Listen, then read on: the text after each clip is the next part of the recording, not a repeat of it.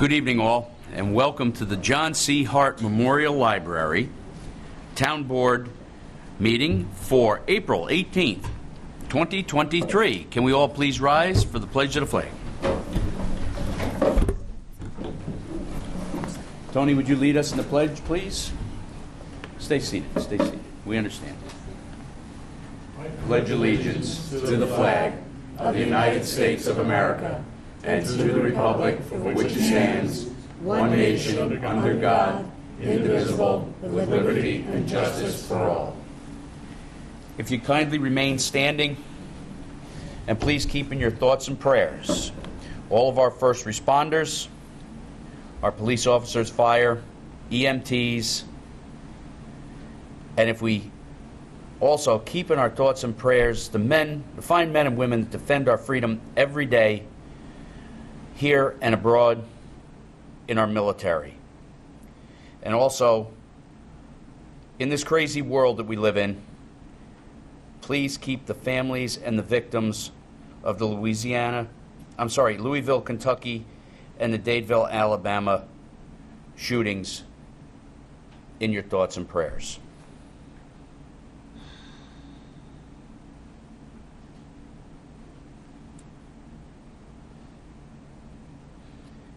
Thank you. Amen.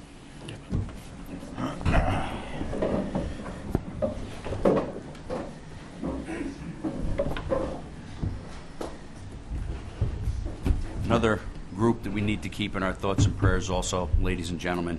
This is the 10-year, a little bit over the 10-year anniversary of the Boston Marathon, where we had that massacre with the bombing. So please also keep them in your thoughts and prayers. Thank you. Okay. Introductions, starting on my left. Good evening, Diane. I'm sorry, am I right? Town clerk. Mary Capoccia, Councilwoman. Councilman Ed Lachman. Supervisor Tom Diana. Councilman Sergio Esposito. Now to my left. Councilwoman Luciana Howitt. Adam Rodriguez, Town Attorney. All right. Thank you and welcome all. I'm going to have a brief report since we're remote today. And I remember this is the first town board meeting when I was elected in 2015.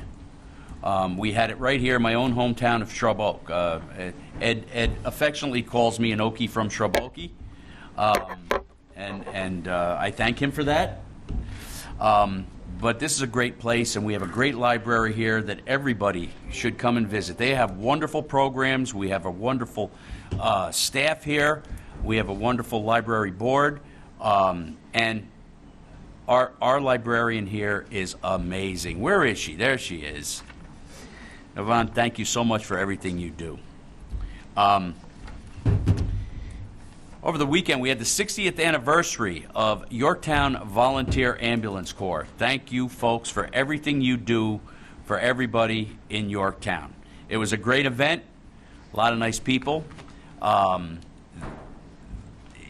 You don't know the dedication of those folks and that come out in the middle of the night to help loved ones, neighbors, and just, you know, and do it, and they do it for nothing. It's volunteer, folks, and they're looking for members. If you have some free time that you could give, God, there's a worthy cause where you could give that time. It's a wonderful organization. And the one lady there, she was there, and I forget the amount of time. Ed, Barbara Wilkins, was it 45 years? No. I believe it was 60 years. Was it 60 years? She was a founding member. She was a founding. Okay, she was a founding member of YVAC, and actually one of the council people when I was sworn in as a police officer here in the town of Yorktown PD.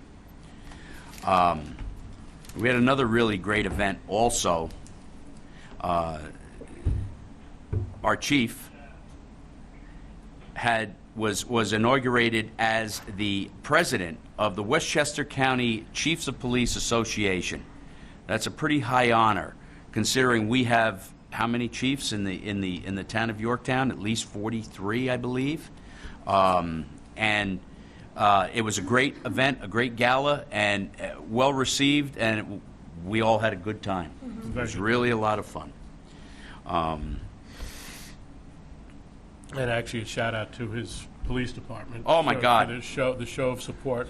Just goes to talk about how Chief Noble is revered by everyone. Yeah. By not only the folks in the town of Yorktown and his department, but from many in the entire county. Yes. And we thank everybody for their support for our police department. What's that? Oh, gosh, yes, and it's his birthday today. Oh, happy birthday. I think he's 21 again. And Wood Street was cleaned from Putnam to Route 6N today, or East Main Street, by R&R with assistance from the Highway Department, who had to block off the road for a period of time because of the way that road is situated. And I'm going to give a heads up. We're going to start putting our cams out there, so people that do decide to litter, hopefully we'll get your license plate number, and maybe we'll even get a picture of your face as you go by, and we'll get a ticket. You'll get a ticket, rather. We've done it in the past. It's worked out very well, and I think it's time to do it again. There's no reason our folks should have to walk on the side of the road, on a dangerous road, and pick up your trash. Saturday night, I'm sure most of you folks heard, we had an incident that was actually a state police call where they had a mentally challenged individual who led them on a pursuit. The pursuit ended up at 6th and Mill Street. A firearm was displayed, and through the dedicated men and women of not only the state police, the county police, and the Yorktown police, it ended in a very positive way. He was talked out of the car where they had him stopped, and he was arrested, of course, and transported to the hospital. It was by negotiation by County PD Detective Rob Barber, who led the negotiation with this gentleman and brought it to a good ending. It's something that could have gone very bad, but it only shows the dedication and the discipline of our police officers that we have in this community and in the surrounding communities, that it ended in such a good way. Thank you, officer, and your men. I think that's, oh no, I have one other thing, right, Ed? One more thing. What was that? We do. Do Oh, we, yes. I don't know if she's here. Is she here I think today? she's probably here. No.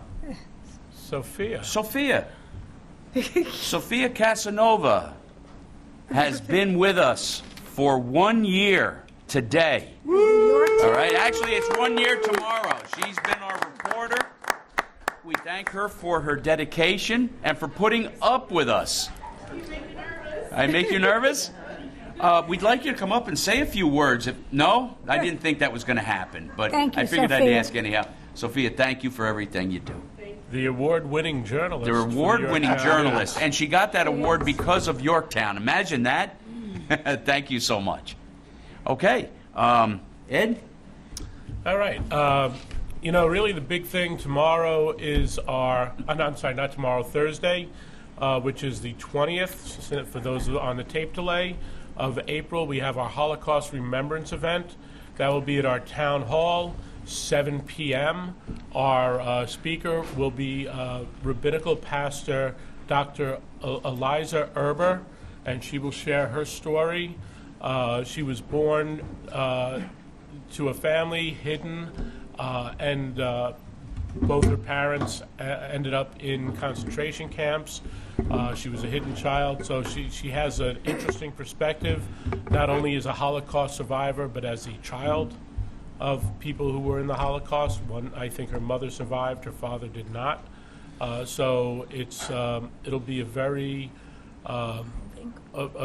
very interesting evening. Please come join us. If you cannot, we have the master of video taking care of it, and it'll be on our website. Tom will be recording it for posterity. As he Not has- this Tom. Not that Tom. That Tom. And he has done the previous 4 that we have done, so I highly recommend it.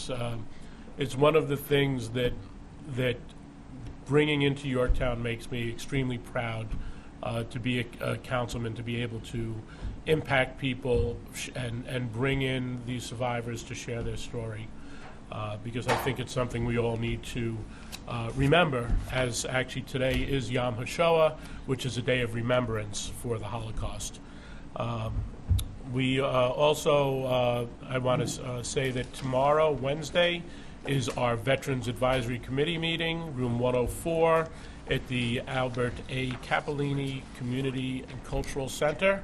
And Friday at 1 p.m. in Town Hall is our Senior Advisory meeting.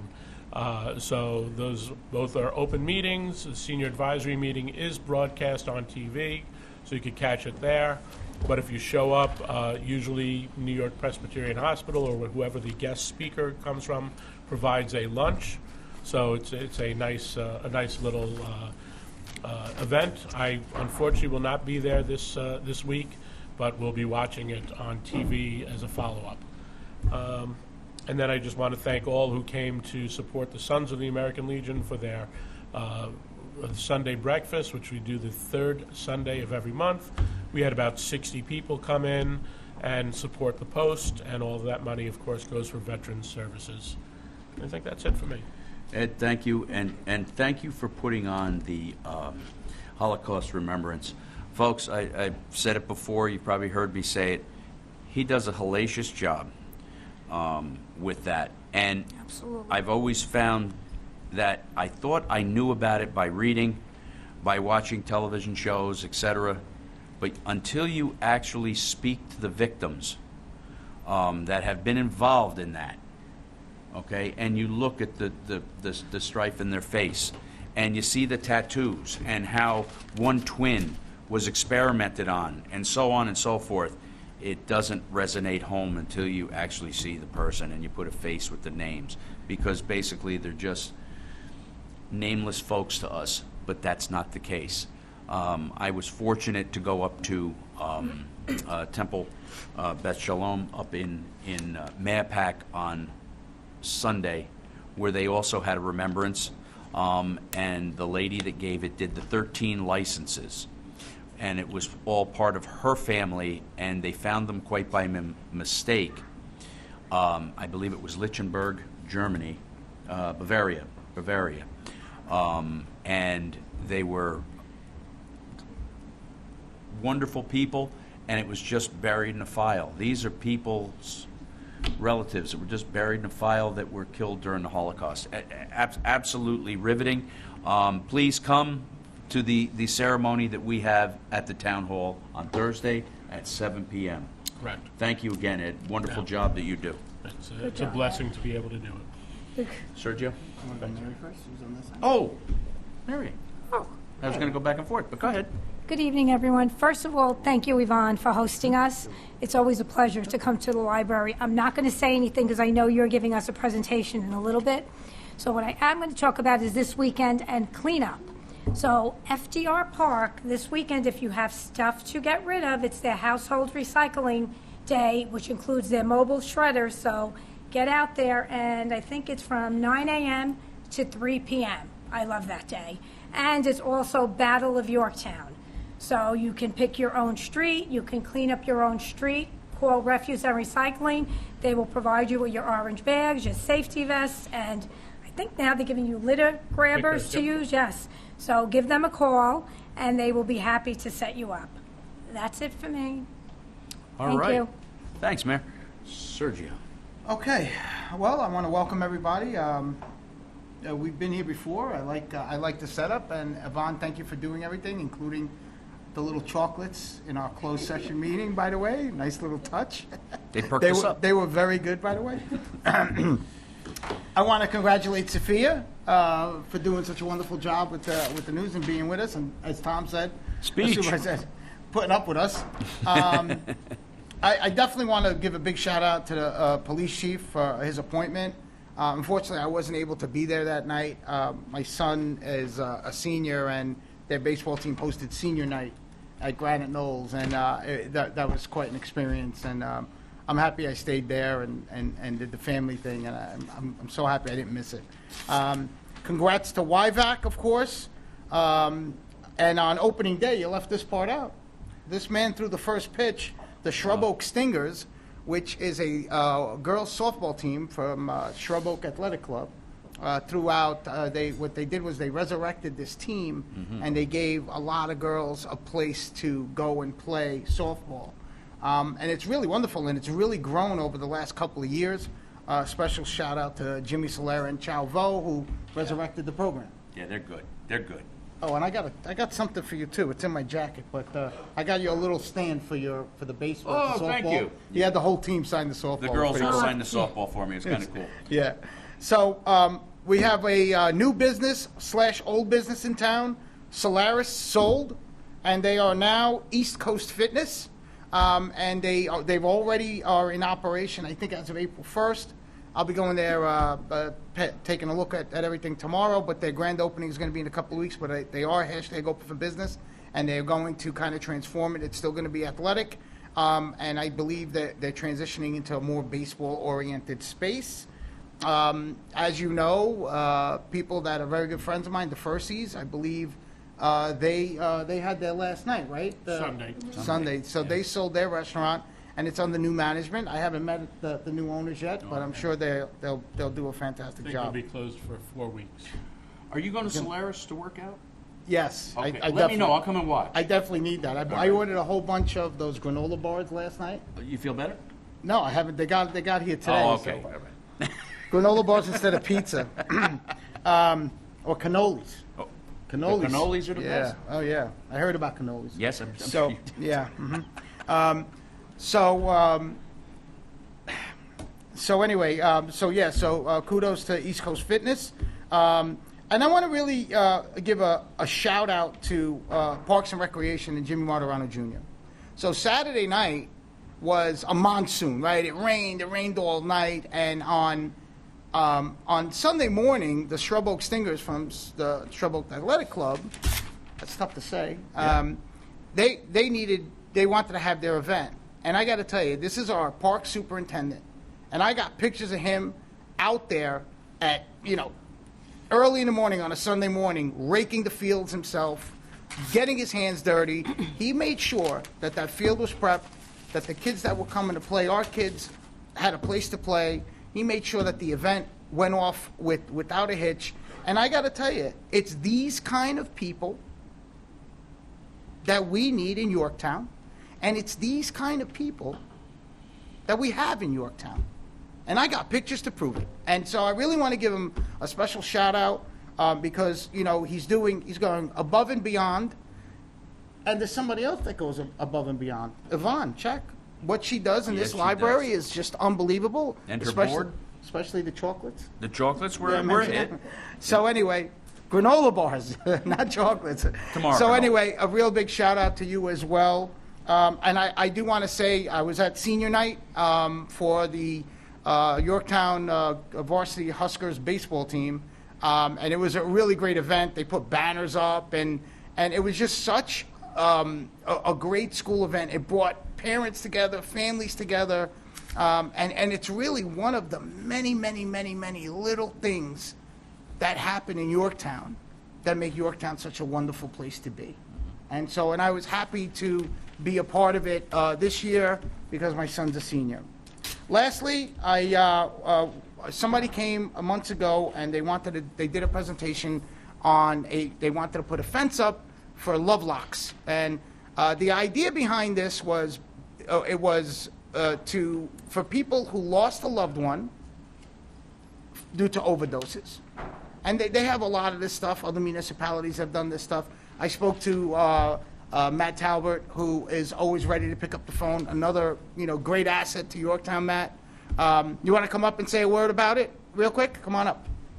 So anyway, we were trying to get somebody to donate the fence. I reached out to Salem Fence, and they were more than happy to provide the material and provide the installation. And so kudos to Salem Fence for being a true community partner as well. Matt, you want to say a couple of words? The Lovelock project, again, someone came to Parks and Rec Commission meeting, and they presented to us. We brought it to the town board and had it present again to the town board. And you jumped on board. We're ready to find a sponsor, and you found Salem Fence, and awesome. Kudos to them, and we're going to be getting that in pretty soon. So look forward to the opening day for that, or the presentation of that. Fantastic. Thank you, Sergio. Thanks, Matt. No problem. Anytime. Anyway, thank you guys all for being here. I appreciate it. It's always nice to see all of you. Thank you. Thanks, Serge. Luciana. I guess I echo everything that they've said. Yvonne is not here right now, but thank you for hosting us. It's great to be in this side of the town, and it's also great to be in the library. I just want to remind everyone that we do have positions available for our summer camps and our pool. If you can kindly spread the word, if you're looking to get a child, maybe to take a lifeguard test or something that could be really beneficial for them, and also a great way to support our community. I know that our parks have worked really hard on reaching out, so I just ask that you guys maybe call a friend or two and let them know that the town is actually hiring this summer for summer positions, and we really would appreciate it. Thank you. That's all. That's it, Lou? That's it. Okay. Adam, do you have anything for us at this point? Not at this time. Okay. All right. On to our presentation. Yvonne? Now, I'm going to turn this on, but the light might end up getting right in your eyes, so if that's bothering you and you won't be able to see it. We got a scooch. Reserved up here if that's... We got reserved seats. We got reserved seats.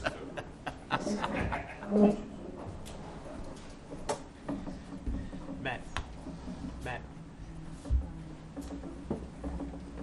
We got a scooch. You going in?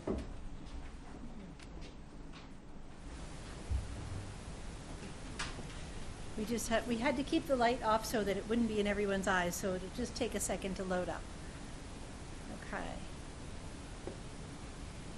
And we're going to see if this works, and it does. Okay, great. Thank you. So, good evening, everyone. As you heard, my name is Yvonne Check, and I'm the Library Director for the John C. Hart Memorial Library. And I want to thank you for giving me the opportunity to take a few moments this evening to just highlight some of the things that we do here at the library. So, I often get this question: is the library more than books? I can confidently say, and I believe after you see this presentation, you will agree that yes, the library is more than books. It's so much more. It's your key to opening the door to thousands of resources. The library is a reflection of what our community of Yorktown wants and needs. As the wants and needs change, so does the library. Just this morning, as a matter of fact, I heard a story on the news that there is a backlog in passport processing due to the pent-up demand of COVID and 3 years of people not being able to travel.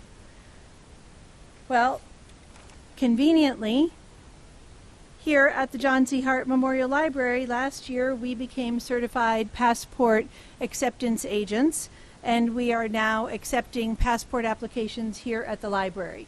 That's just one example of how we stay on top of what the wants and the needs are for people in the community.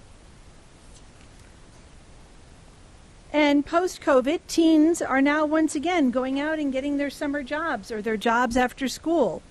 And so we set up a teen job search workshop to help them with that. And we know that people are all over changing jobs right now. There's a big turnover in the job force.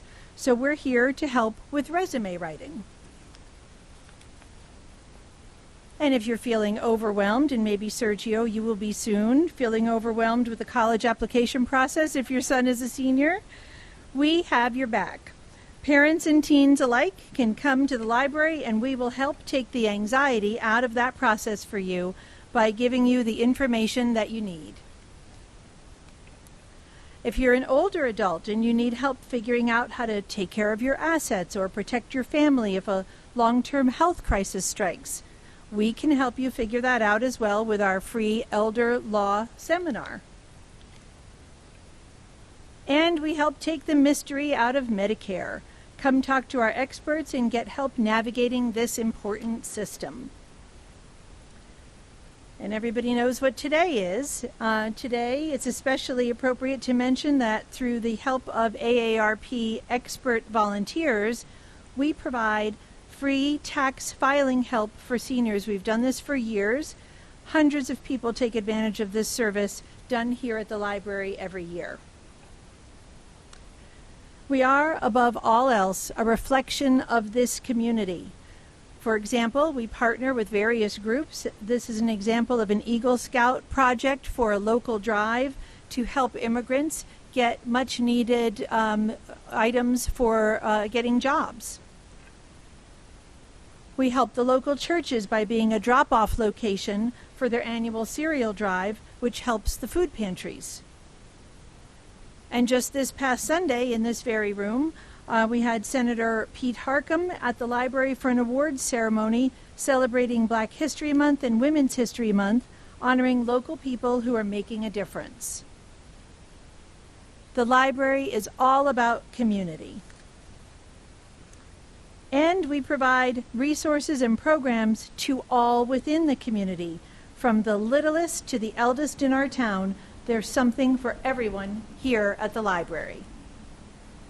We start right at the beginning. We get them when they're young, and we start with our very youngest, helping encourage them to read with fun programs to get them excited and to keep them on track. This is our 1,000 Books Before Kindergarten program. We have bilingual story times, which are becoming more and more in demand now.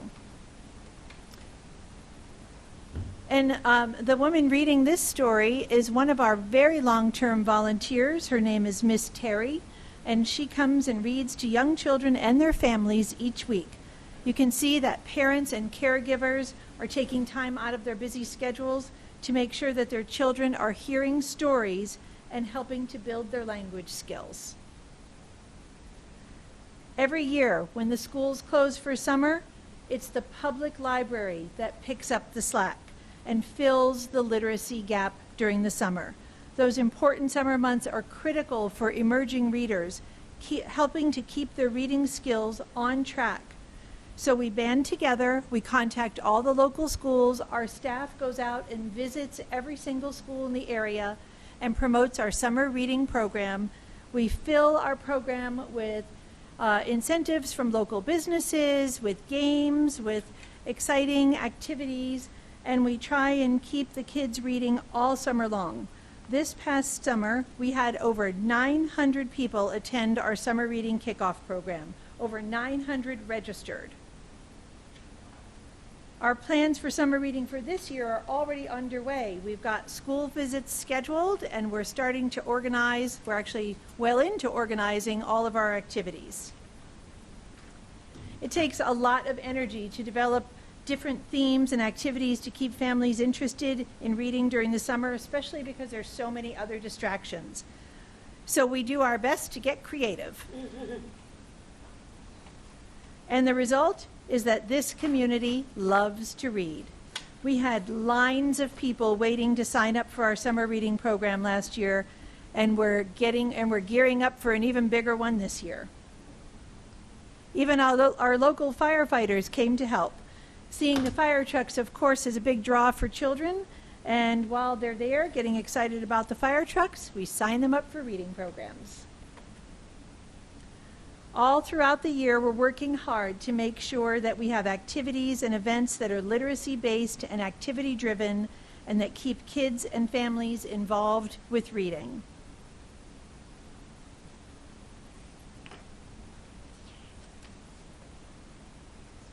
It takes lots of volunteers to make this work. And as this is National Volunteer Month as well, I want to highlight some of the many volunteers that are part of our library family helping us serve the community. This is a group of volunteers that have to have a couple of days of training to help us navigate those 900 people that show up for the summer reading program and help keep the traffic flowing smoothly and help keep everyone safe. So they come in for a training program first.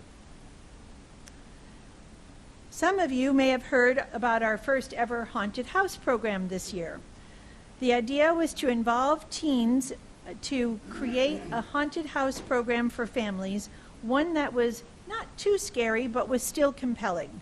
And I think we did it, because over 1,500 people came through this very room in 6 hours.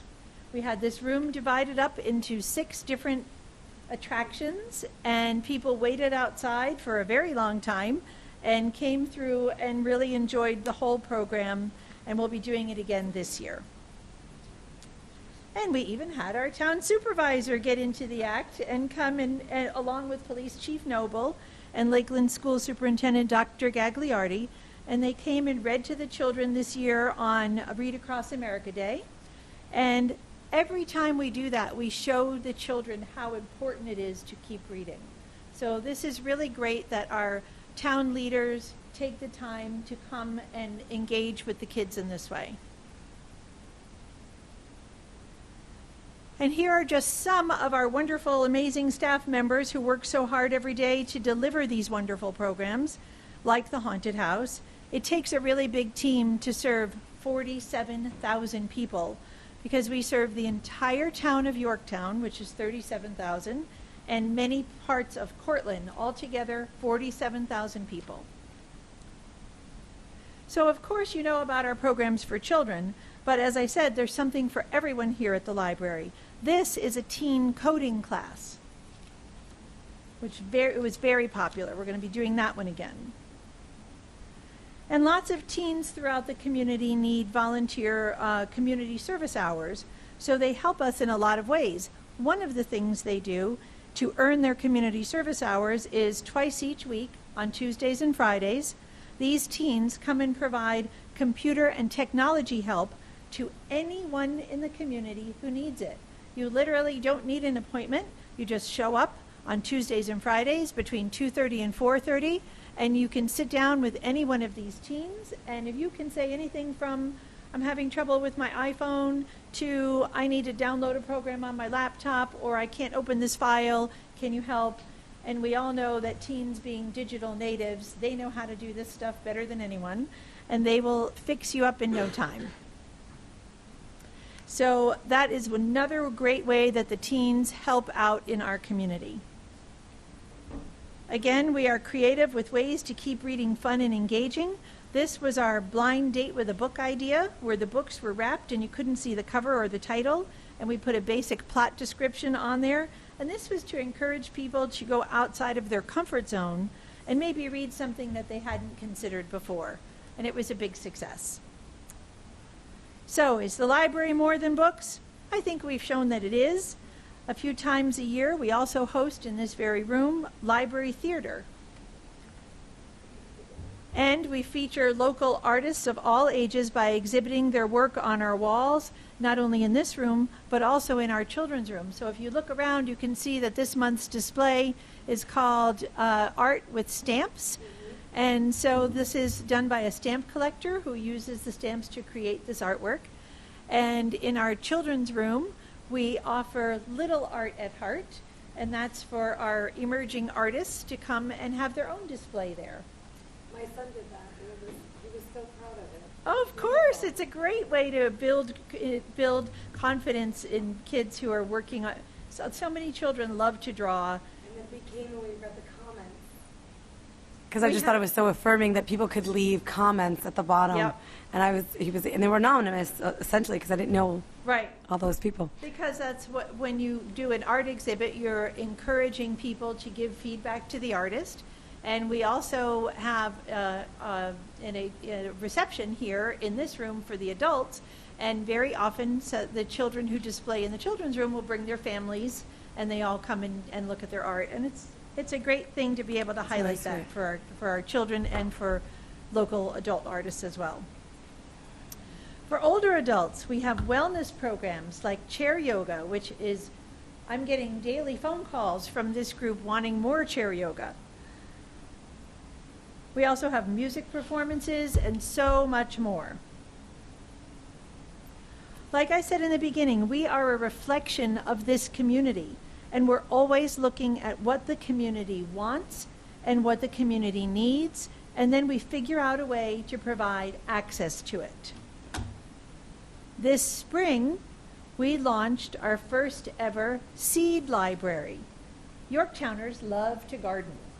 So we solicited donations and we purchased a few seeds, and a very dedicated staff member used one of our old card catalogs to house a library of seeds where people can come in and borrow up to 4 packets of seeds and learn how to grow a garden.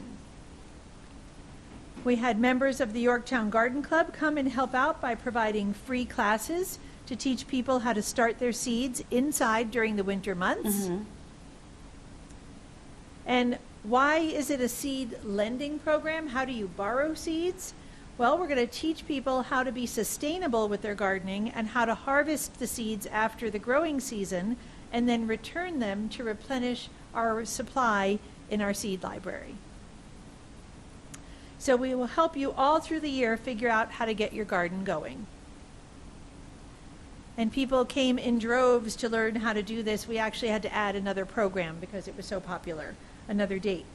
And so these are just some of the things that we've been up to here at the library over the past many months. Now, what's coming up in the near future? Well, some of you may know that next week is National Library Week. Every year, there's one week where we highlight the value of public libraries. We are kicking off the week with a very exciting author visit by multiple Emmy Award-winning journalist Mary Calvi. She will be here next Monday, April 24th, right here in this community room to talk about her newest book. It's called If a Poem Could Live and Breathe. It's a very well-researched work of historical fiction based on factual information about Teddy Roosevelt's first love. Mary Calvi will be here at 6:30, and she will give a talk and will sign her books. Her books will be available here for purchase that evening. If you would like to come, make sure you register on our website to get a spot.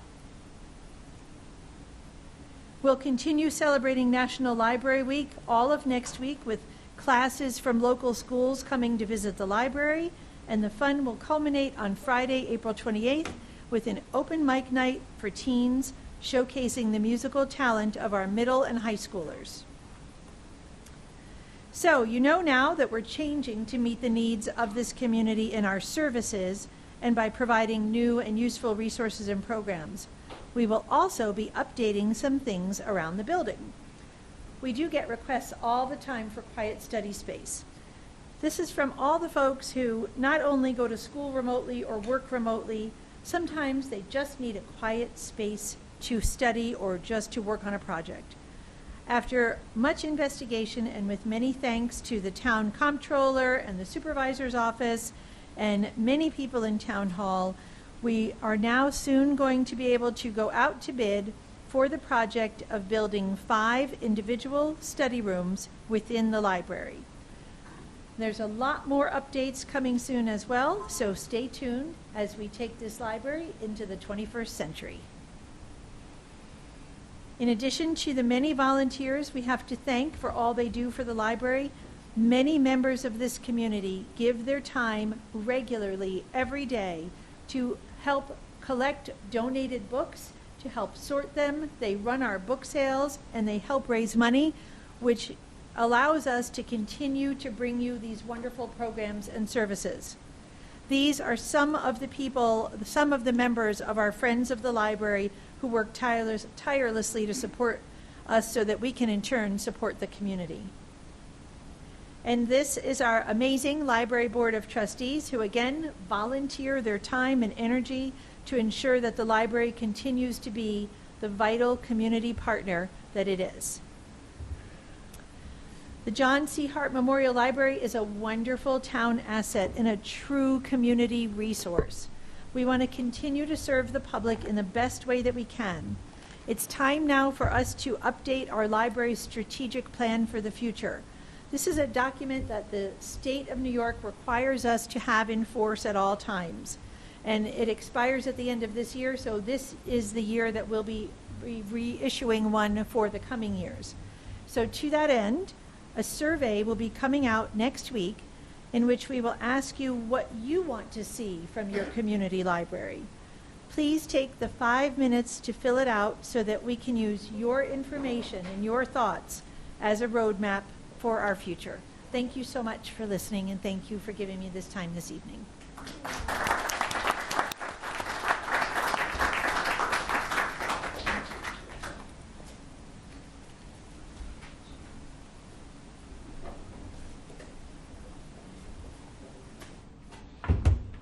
That was beautiful.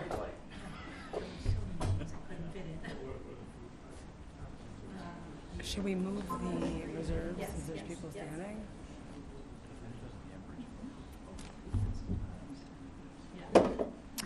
Yvonne, thank you very much. I don't know what we'd do without you here. I'm just saying. This library has transformed in the past couple of years that Yvonne has been here.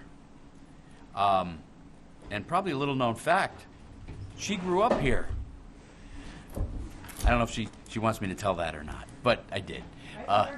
Right in Yorktown Heights. So she saw this job come open and said, I got to go back home. And by God, here she is. She's doing a wonderful job. Thank you so much. And your board you guys do a wonderful job.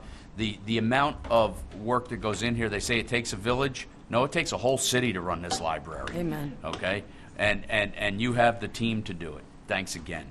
Just a couple quick announcements that I had not stated before. We have Fam Jam coming on the 28th and 29th of April. That's right. We can't, I tell you what, that was some festival they put together last year in it seems like they put it together in like a week. But it's on the 28th and 29th. On the 28th, it goes from 4 to 8 p.m., and on the 29th from 12 to 8 p.m., and it's on Commerce Street by the Railroad Park.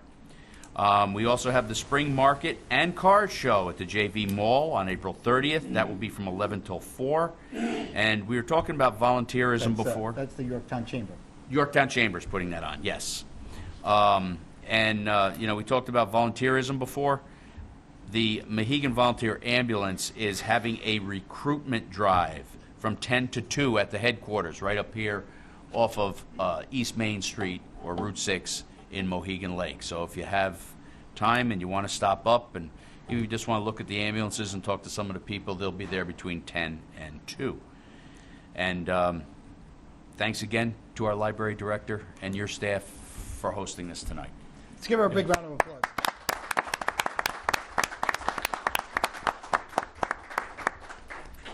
Okay, next on the docket we have Christian Di Palermo from Enbridge, Algonquin.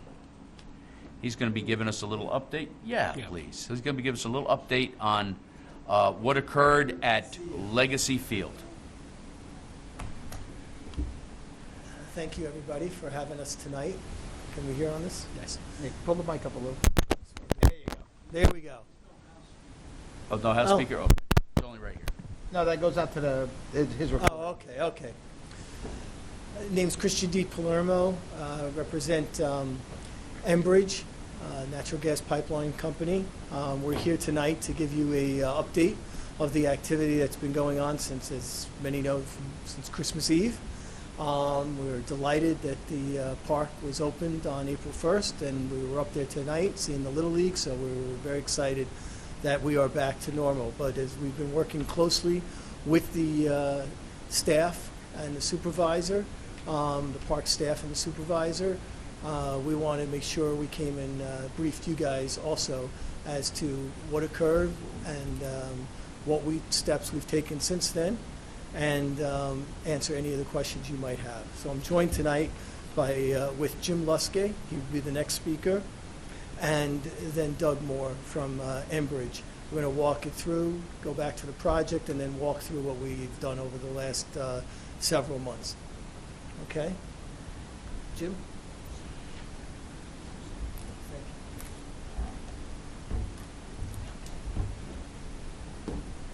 Thank you, Christian, and good evening, everyone. Thank you, Council, for having us here this evening to update you on the activities on Legacy Field. My name is Jim Luskay. I'm manager of major projects for Enbridge, and I'd like to give a little bit of an overview of the activities that did take place out on the Enbridge pipeline in the vicinity of Legacy Field, and give you a little bit of background, and then Doug Cook is going to talk about our steps going forward in terms of what's been done out there for surveys and steps going forward to monitor the area. First, for those who don't know, I think most folks are familiar with the Algonquin pipeline. That it's run through Yorktown since the early 50s. There's two pipelines out there, the 26-inch and 30-inch line. In about 2018, due to market demand, there was an expansion project that was undertaken to replace the 26-inch line with the 42-inch line. That project was to include a HDD, which is a horizontal directional drill that goes underneath Legacy Field. At the time, we didn't want to disturb the field because the process of doing the take-up and relay involves digging out the existing line and replacing it with the new larger diameter 42-inch. And it's pretty much a full season required to do that. So the decision was made to do the HDD under the park. Unfortunately, the HDD was not successful, and we did have to look at alternative methods, so that's when we laid the 42-inch with conventional means across the park, and that's what we have out there today. The area of the HDD, we did encounter some issues when we were proceeding with that, and it did essentially open up the hole that was required for the 42-inch to be pulled through. In some areas, probably a little bit larger than what was needed due to the amount of time we were in there. And that's the area that we're looking at, or where we had the sinkhole that occurred on the Christmas Eve. And it is in the vicinity of that area of soil portion of the HDD. So that's a little bit of background of what had occurred in the past. On Christmas Eve, this past Christmas Eve, our gas control department did receive a call from a local resident who was at the park and observed that there was a hole in the ground in the vicinity of our pipelines. He identified our telephone number, which is on the markers, which are right in the vicinity of there, that identify the location of the line, called our gas control. They immediately dispatched a local technician out there to see what the conditions were, and indeed there was some settlement and a hole in the ground. So the town was contacted, and we worked together to get the area cordoned off, make sure that there was no interference from any other activity, and we're quickly able to make an assessment of whether there was indeed a threat to the pipelines or not. We did determine that there was not a threat to the lines, but certainly the area needed to be repaired. So we immediately started that process, and the process was complete by the 30th of December. So in the course of about less than a week, we were able to get that hole filled in with what we refer to as a controlled density fill, or a weak concrete that gets poured in there to fill in and to stabilize the area. So the area had been stabilized. As we were doing that, we did begin with Doug's team was called in, who specializes in any sort of soil movement around our pipelines, and we did begin surveys to see if there were other conditions out there that would indicate that there may be some additional settlement. And that's a good point for me to pass on to Doug about what the actions were then, once we had the area safe and backfilled. And I'd be happy to take any questions at this point or any discussion anyone would like to have about the activities that occurred up through just about the end of last year. I think we're good for now. Okay, very good. I'll turn it. Oh, Chris. Go ahead, Doug. Yeah, if we could have the slides now, and I'll walk through the slide presentation. I'm going to get close here. And then I'm just going to move again.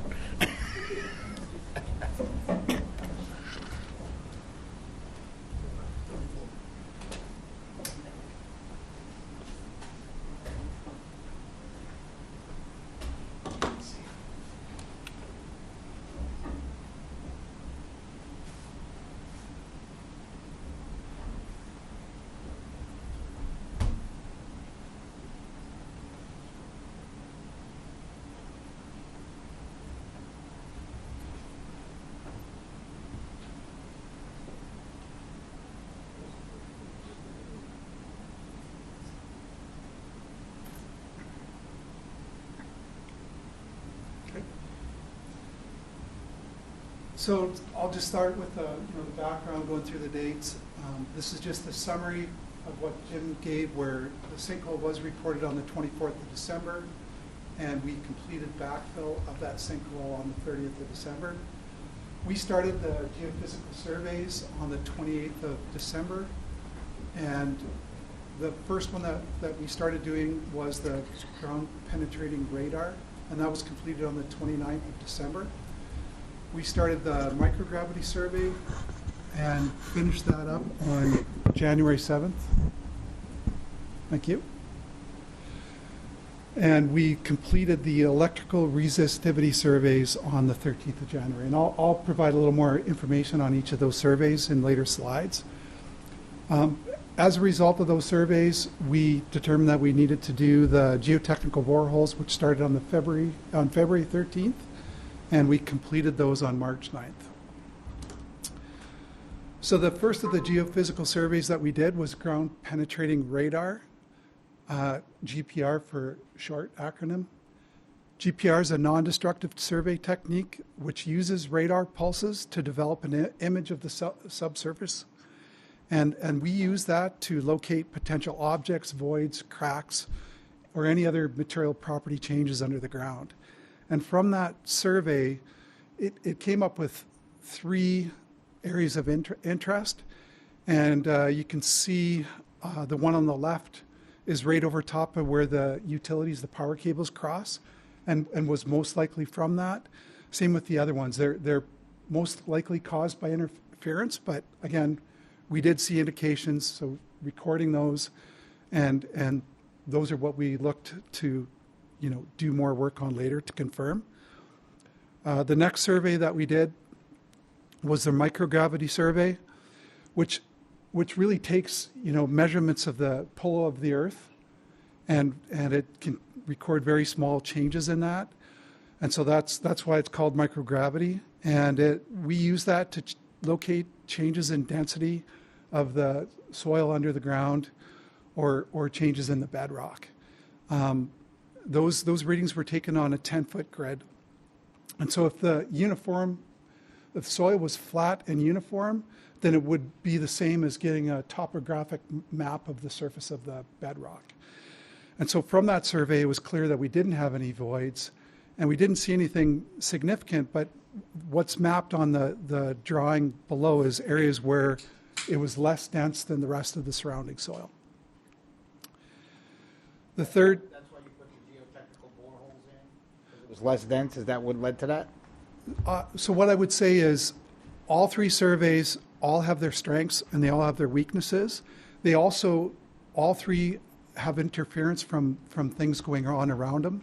And so that's why we did all 3, because they all have strengths and weaknesses. And combining what we see in all 3 is where we get the most information. And so I'll go through your question a little bit more.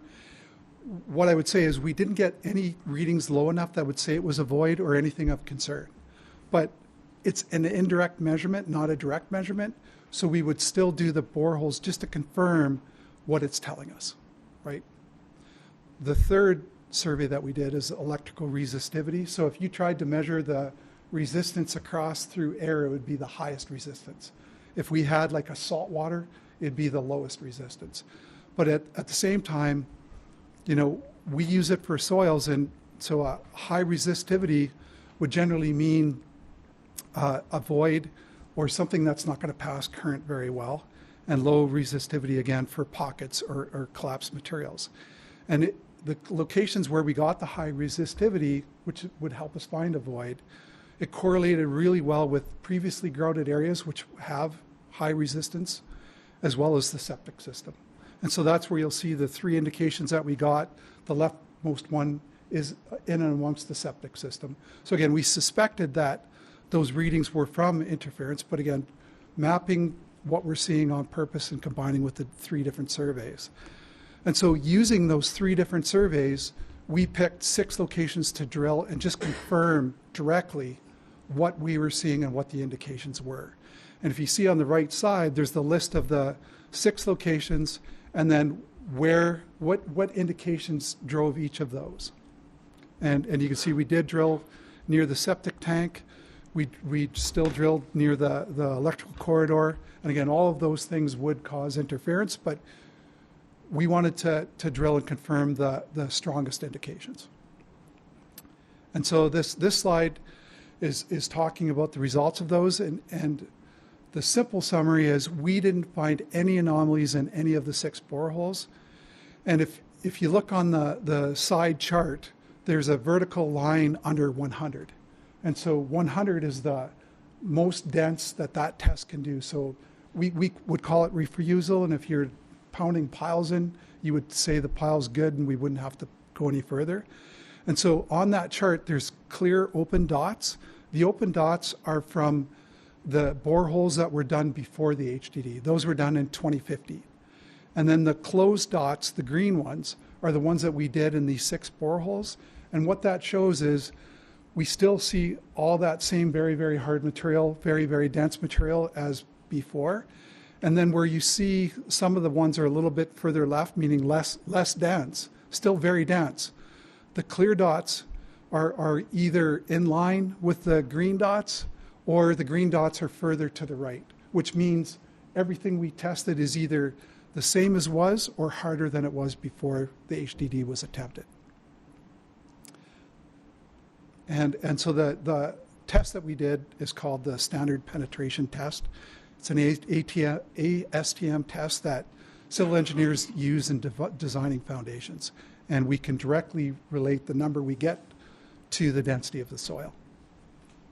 So based on all of that, none of the surveys showed any voids. Again, they gave us indications that all said there was no voids, no loose materials. But again, we drilled to directly confirm versus the indirect measurements that we got from the surveys. And what it's telling us is we don't see any evidence of voids, and we really don't have any concern of seeing voids in the future. But rather than just counting on that one-time test, what we did was we came up with an enhanced monitoring plan. We're going to continue to monitor that park for the next 2 years. And that includes semi-weekly aerial patrols where the pilot's flying over top, looking to see if he sees anything. The second thing is our operations personnel will be walking the extents of that park on a monthly basis. The third bullet there is INSAR.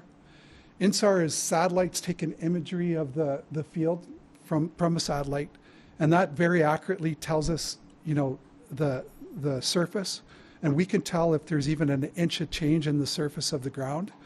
And so we're doing that on a monthly basis to see if there's any changes, any signs of subsidence. We also installed 7 settlement monitoring points. And so those points are surveyed on a monthly basis, and they tell us if there's been any change in elevation, but not the elevation of the surface. It's actually like a grappling hook that's about 30 feet below ground. And so if we see ground moving, you know, deep, we'll see that first in these points before they become something at the surface. So it'll give us warning before anything else visually from the surface will happen. So that's the end of what I had for presentation, but open to questions. Anything I didn't explain well, any questions or clarifications anybody would like? Just going back to the boreholes. So, and you answered the question, I just want to make it perfectly clear, because initially it sounded like what you got back from the 3 surveys led you to kind of almost have to do the boreholes. But you're saying, and you explained quite clearly, and I just want to make sure everybody's clear on it, that you just did the boreholes just to be extra, absolutely, definitely safe and sure. That's correct. Is that accurate? And that's accurate. And understanding that, we have indications in the middle of the septic system. We believe the indications are from the septic system. But rather than just that assumption, we drilled to confirm it was correct. So, according to you, or the company, it's absolutely safe? We got kids there, and all of the surveys that we've done have shown no evidence of any voids or any lower density materials that would cause a concern, and the boreholes confirm that. And I know that we had also initiated our parks crew to walk it on a daily basis. If we see anything, we're going to call that 800 number, or they're going to call me, and I got a direct line to a guy I call. I don't know. We don't know if we know his name or not, but that takes care of all this. So we've even enhanced it in the town that one step further. So our guys, when they go up there, and or gals that go up there to do any work up at the parks, will walk that particular area just to see if there's any anomalies that may occur in that particular track, and will report it to us, and we'll get whatever has to be taken care of. so now you guys are going to be continually monitoring this for the next 2 years? That's correct. Is there any way to extend that continuous monitoring for us? It's just, you want to step up? Sure.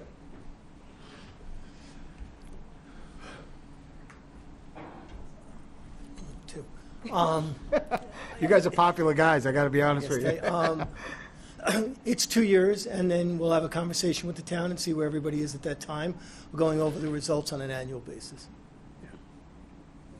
Okay. So nobody's against it. I just would like to take a moment to thank the town and its staff, all of its staff, working closely with the company for the last 3 months. It was a serious situation, but handled in a very professional manner. So I just want to congratulate all your staff for all they did with our staff at the same time. Christian, thank you. And once again, it goes out the same way to your staff and contractors that were out there. I got nothing but praise to the contractors, about the contractors, of how polite they were, and even the security guys out there that were there 24 hours a day, 7 days a week, from December 24th right through the end of March, keeping everybody out, keeping everybody safe, so that they weren't going into an active construction site. Enbridge Algonquin has worked with us 100% into assuring us that this was the right thing to do, and they did the right thing, as far as I know, by us to get to this point, and they're going to continue for at least another 2 years, and we'll see and reevaluate at that point in time. And Sounds good. I can't ask for anything more. And I have to give them a thanks also for our trouble that we couldn't have our winter public up there and doing their thing, and have our dog walkers and our joggers and our runners go up there. For our inconvenience, Enbridge paid us $350,000 a month, which was negotiated for 3 months, which turns out to be $1,050,000 that Enbridge paid us for our inconvenience. And, I want to thank you folks for everything you've done, and continue to do. There's one more step that they took also that they didn't have to do. We had a major sewer line break in the Dunwoody Court, Campfire Road area. It was one phone call. They mobilized contractors to dig over the gas line once again, so that our crews could get in there and fix the sewer main. Folks, Enbridge didn't charge us for that, and they could have, and we appreciate that. Gentlemen, thank you so much for everything you did for us, and we'll be looking forward to seeing the hard copy. I'm getting to that. Okay.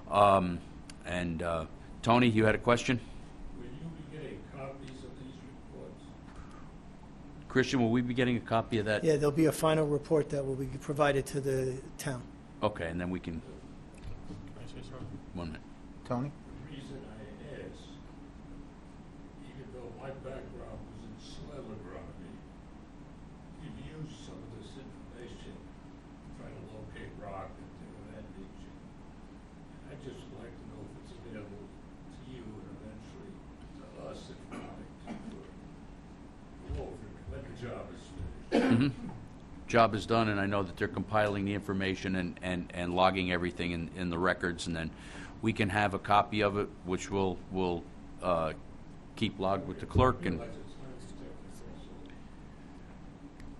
you have to watch who's looking at the yeah, job. absolutely. Well, Tony just brought up a great point about the technical, and I just wanted to give kudos to you, Tom, because I see someone who has experience in excavation and knowing about the ground. I know personally I would have been lost, and I've always been a big proponent of God puts the right people into place at the right time, and I just thank you for the work you did. I've watched you on this from day one, and it made me very comfortable knowing that you were there, so thank you. Thank you, and I appreciate that. But you know what? Without this team that we had out there and the team that we have in the town, it couldn't be done. But I thank you. Yep. Sergio, did you? Yeah, no, I really appreciate your thoroughness. We're looking forward to the report. You guys have certified this place to be safe, and I really appreciate that. And please, be thorough on the. I know you will be, but it's our kids and our families and our people, and we really appreciate everything you did. I've heard wonderful things about how thorough you guys were, and I just want to tell you from myself, I truly appreciate it. And I really look forward to the monitoring part, because you never know, right? All right, thank you. Thank you, gentlemen. Anybody else have any questions of our team here that did this job? Would you like to rent the facility from January to February next year? Every year? Christian doesn't want to see us again for quite a while. See you at some nice It's park for rent. events. I'll have some nice park events All right. that are nice and festive. Thank you so much. Thank you. Christian, thank you you. so much. Take care. Good to see you. Guys. Thank you. Thank you. Thank you. Yes. Take care. Pleasure's always. Thank you. Thank you. All right, what do we got? All right, thank you. Thank you, guys. Moving on with our agenda, we have our Poet Laureate, John McMullen. Yes, you do. Hey, John.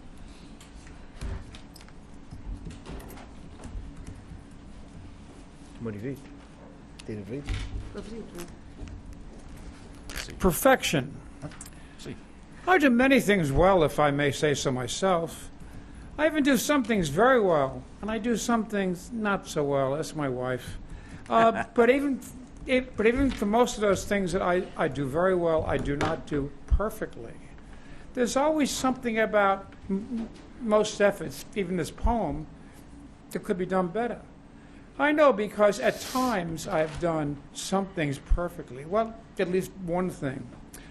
I faked my defender, dribbled in the corner, turned and gone up in the air, released, and got nothing but net.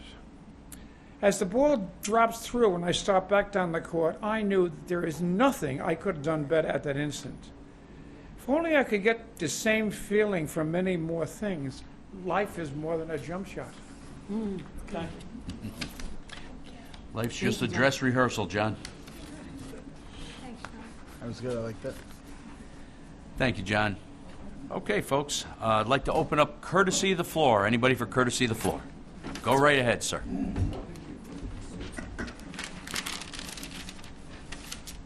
Just bear in mind, as reminded to everybody, you can always contact us. You don't have to wait for courtesy of the floor. You can always call the town hall, our town officials, your town departments. We are here to work for you. You can visit us at the town's website, www.yorktownny.org. You can find us, find all the contact information for everybody here on the dais, town clerk, even the town attorney. And of course, your elected officials. As a reminder, there's a 3-minute time limit on your comments. For courtesy of the floor, we ask you to keep them directed to the town board and ask, as always, that your comments remain focused and respectful. Thank you, sir. Okay, thank you for your time. So my name is Marty Costello, and I live on Underhill Avenue at 535. I've been there for 48 years, and I'm here to talk for a few minutes about the traffic congestion on Underhill. I can tell you from experience daily, at rush hour, the traffic is backed up close to half a mile, all the way from where Underhill meets 118 to Anna Court, which is the next property to mine. I know the town board is aware of the horrendous traffic backup problems on Underhill Avenue, not just for me, for my neighbors, for the hundreds of town residents, shoppers, and visitors to our town who use the road on a regular basis. I know that the developer of Underhill Farm is proposing some major improvements to the Underhill Avenue 118 intersection, and those improvements would certainly be welcome. But those improvements are still only plans on paper and could be years away if they are ever implemented. There's no guarantee that they'll ever be implemented. The developer may change his mind and change or scratch the entire plan. We don't know. That's why the town board, in my opinion, needs to make improvements to the intersection now. Regardless of what might or might not happen with the Underhill Farm plan.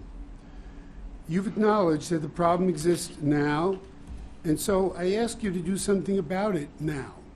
And there's no excuse to not do anything now. On April 10th, the planning board meeting, the town's traffic consultant suggested that part of the reason for the backup was the timing of the traffic light. He suggested that a simple fix was for the town to ask the DOT to look into adjusting the timing. I think the town reached out to the DOT several months ago for a Route 202 light. And if you did it for 202, why can you not do it for Underhill Avenue? What is happening? What is stopping you from making a phone call and sending an email to the DOT now? But if the timing adjustment isn't sufficient, there are other measures that the town board can take now to fix the problem, in my opinion. Other possible low-cost improvements to the intersection have been identified, like a traffic box by Rochambeau Court, because of all these hundreds of cars that come and go out of there every single day, blocking traffic both ways. The Underhill Farm developer has suggested that the delays to the intersection could be reduced by upgrading the existing traffic light at a cost of about $150,000. The town board should direct the town's traffic consultant to look into the option in greater detail and report back to the board. Money. It's always raised as a reason why the town board can't do something. But the money is there. You just announced that you received $1 million from the pipeline company, an unexpected gift. And there's about $20 million, give or take a few million, in the fund balance. And that money can't be used for sewer or water improvements or to reduce our garbage tax. Again, you don't have to wait, possibly years, for Underhill Farm to upgrade the light. The town has the money. Use it to improve the safety issue and the quality of life your residents deserve. That's, in my opinion, what you are elected to do. And I thank you for your time tonight. Thank you, Mr. Costello. Thank you, Mr. Costello. Thank you, Mr. Costello.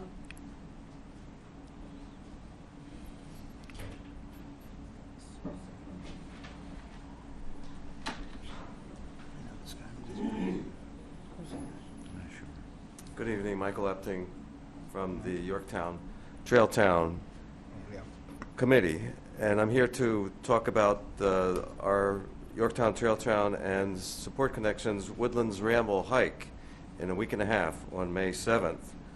It's a great, it will be a great family event at Sylvan Glen, and will include the Mohegan Granite Quarry.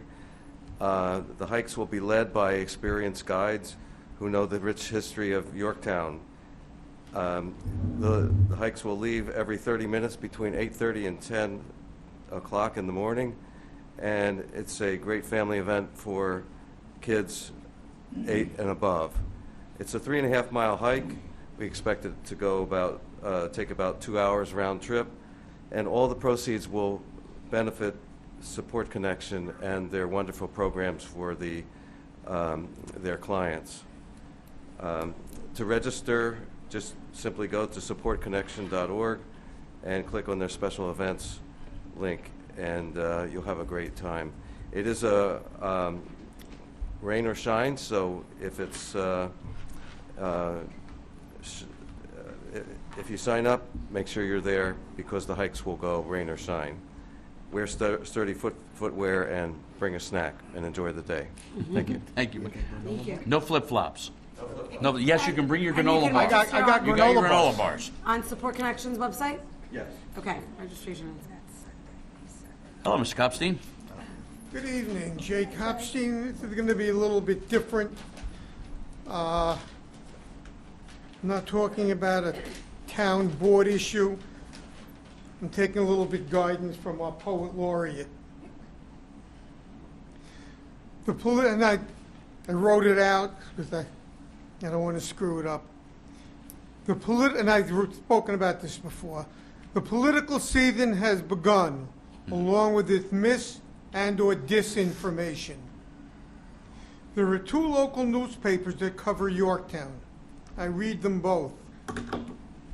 Both newspapers print articles, opinions, and letters. That is the extent of their similarities and equivalencies.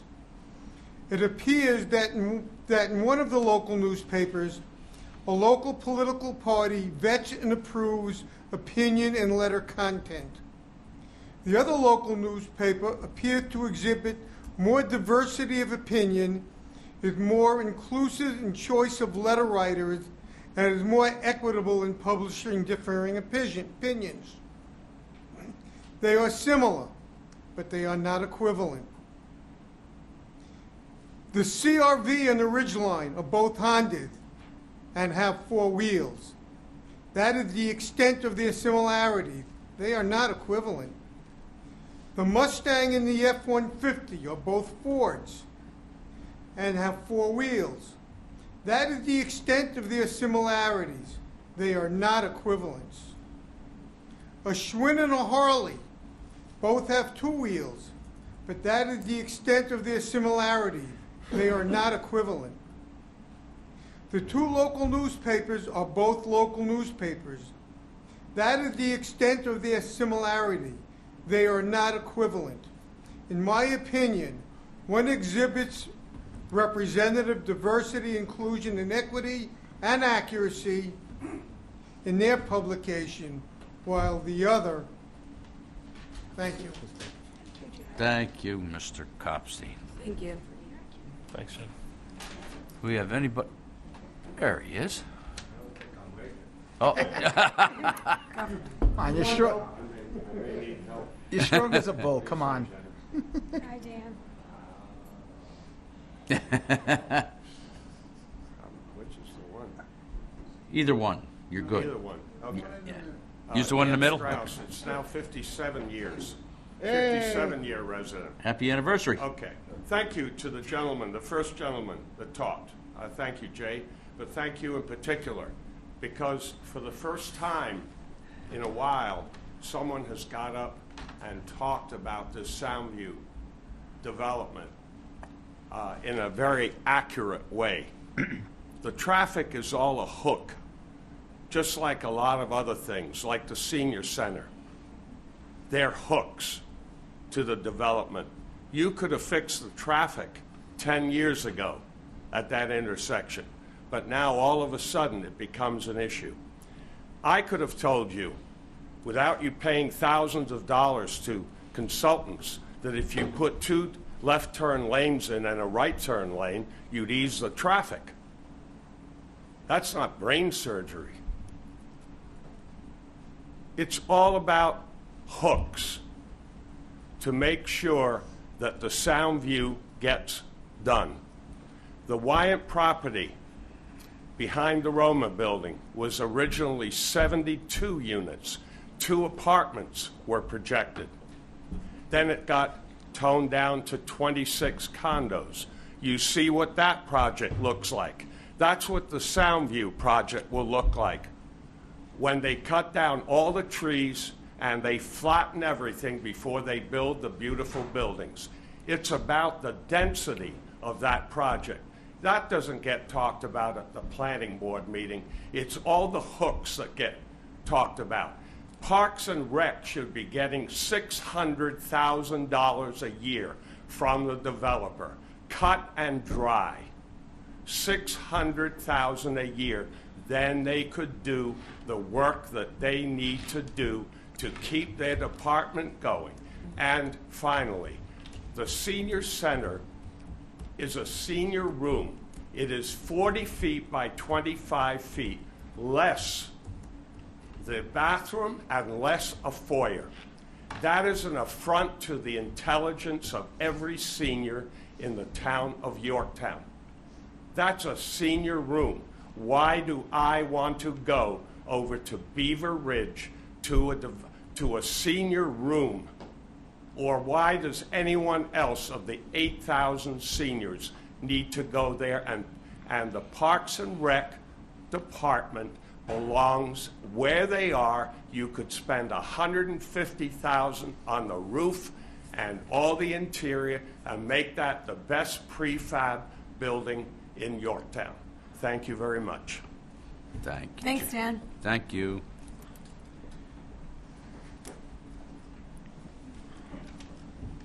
There's Sarah. Good evening. I'll be very brief. I just want to remind and invite our residents to the, I think, 17th Yorktown Repair Cafe this Saturday. It's on Earth Day. I believe we've kept 580 items out of the waste stream and in people's homes. So if you have some beloved but broken item at home, bring it to one of our talented and generous repair volunteers, and we'll see if we can fix it for free. So that's this Saturday at Grace Lutheran Church between 11 and 3. And before the Repair Cafe, we'll have volunteers out cleaning up roadside litter on Route 6. All right. Thank you. Thanks, Sarah. Thanks, Sarah. The 17th, you said? The 17th? This Oh, Saturday. the 22nd. No, The this- 17th one we've 17th Wow. one. Yeah. Good evening, everybody. Everybody looks well tonight. Hope everybody's well. Hey, Joe. Hey. Joe Falcone, Yorktown Parks Recreation Commission. My chairman is right here, Matt Talbert.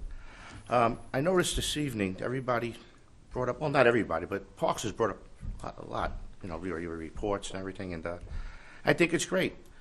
Just think if we didn't have the parks or they were closed. That could happen, you know. The problem is the Parks department is very underfunded. We all know that, and that's why we depend on our rec fees. Lately, it seems that the commission's been handcuffed when it comes to rec fees. We're not getting them. I mean, you have developers telling us they're going to give us a piece of property that's worthless so he can build on his property, and now it's off the tax rolls. He doesn't pay taxes on it, and that's the deal. You know, you give us a 4 acres, whatever it is, 12 acres that are useless, and that's the trade-off. You know, I don't know, these decisions should be made by elected officials instead of other boards, like the planning board. I mean, they opened the Pandora's box. Now on Underhill, it looks like we're not going to be getting that money either. I mean, what's going on? Do we have to close parks? I've been in the Parks Department in Westchester County for 49 years, and to hear anybody ever try to close a park, my God, it's frightening. And that's a quality of life in our town. So maybe we could revisit this Dorchester situation, I mean, or something. I mean, it has to be done. I mean, you talk about our park superintendent, great guy. Hate to lose him, but he's getting disgusted. I mean, I see it. He didn't say it or nothing like that, but I see him. He's just outraged. It's just he can't function. So, I mean, just please reconsider our parks. It's a quality of life for all of us. Thank you. Thanks, Joe.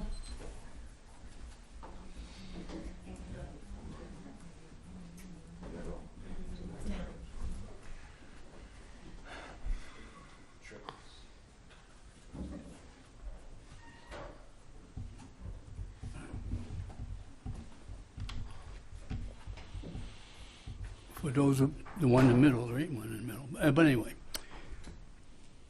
my name is Ed Safone. If anybody doesn't know who I am still the president of the United Taxpayers of Yorktown. Now, at the last board meeting, I asked the question, what was the fund balance? And no answer. So I went to the head person, controller. 14,300,000. Okay? 2020, it was 20 million. 2021, it was 22.2 million. I don't know where the 8 million went to, but I didn't want to bother it too much. But now you know. That's the unassigned fund balance. You hear people talking about you have money. You had a lot of money. You still have a lot of money to do your projects. Now, this is 2023. It was 30 years ago when I made the rebirth of the United Taxpayers of Yorktown. And the reason why the taxes for the school district in Yorktown went from 5.8 to 16.4. And nobody could give you a reason why. You wouldn't understand. Okay? So now what happened was that over these years, as a taxpayer activist group, we did a lot of good things. Okay? So that was 30 years ago. Let's see what we got here. Okay. Now, what I have to do is put a foil in for what happened to the 8 million or so. It goes from day to day. You guys get money from the county. You get money from sales tax from the county.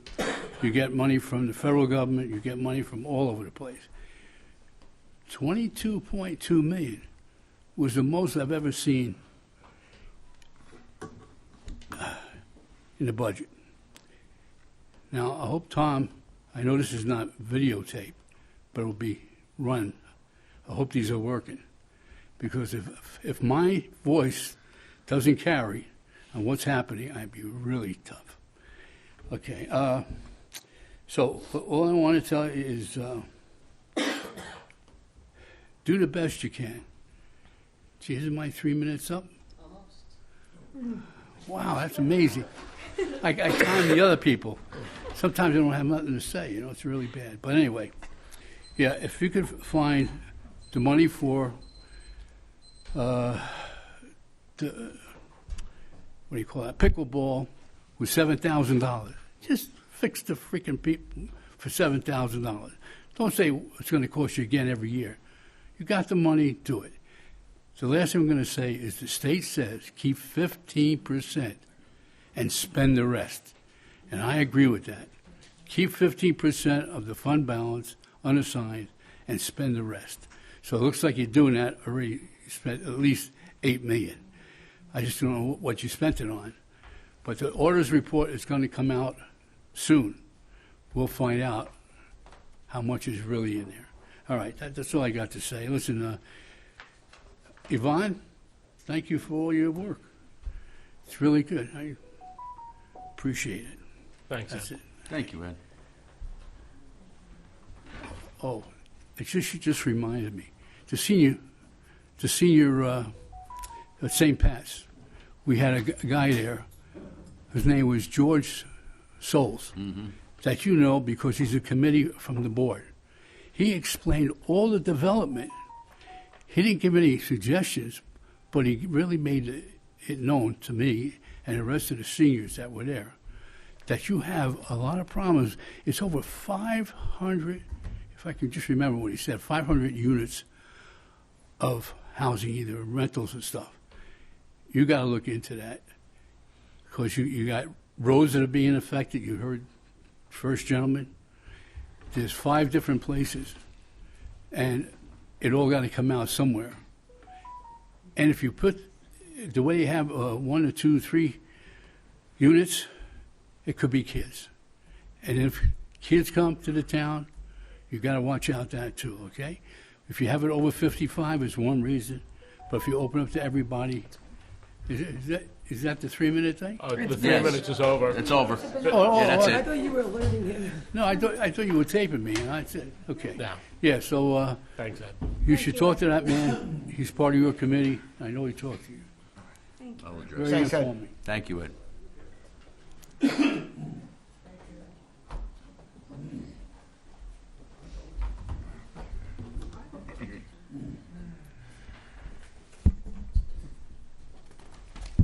Good evening, Susan Siegel.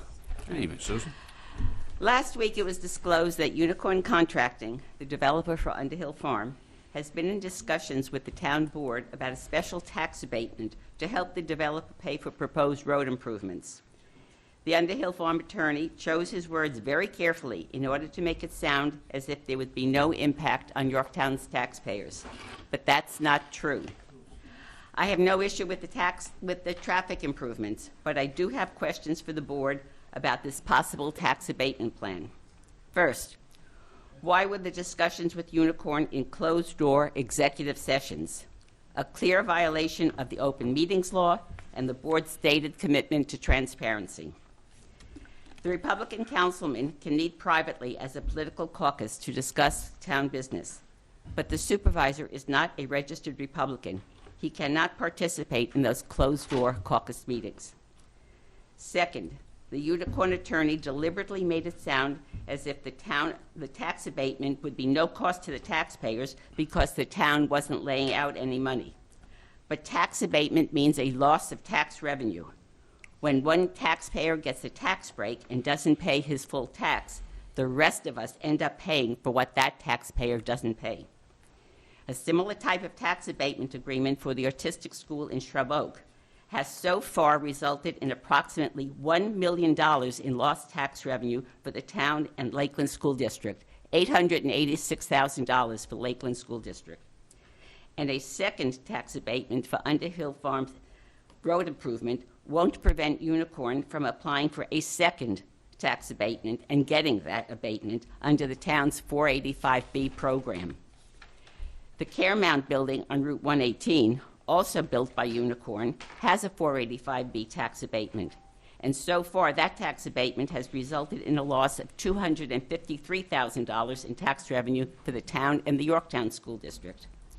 So my question to the town board is this. When you held those closed-door discussions with Unicorn, did you have any idea of how much tax revenue you were going to lose? Third, the Unicorn attorney repeatedly said that the tax abatement would only be on commercial property, not residential property, which leads to this question.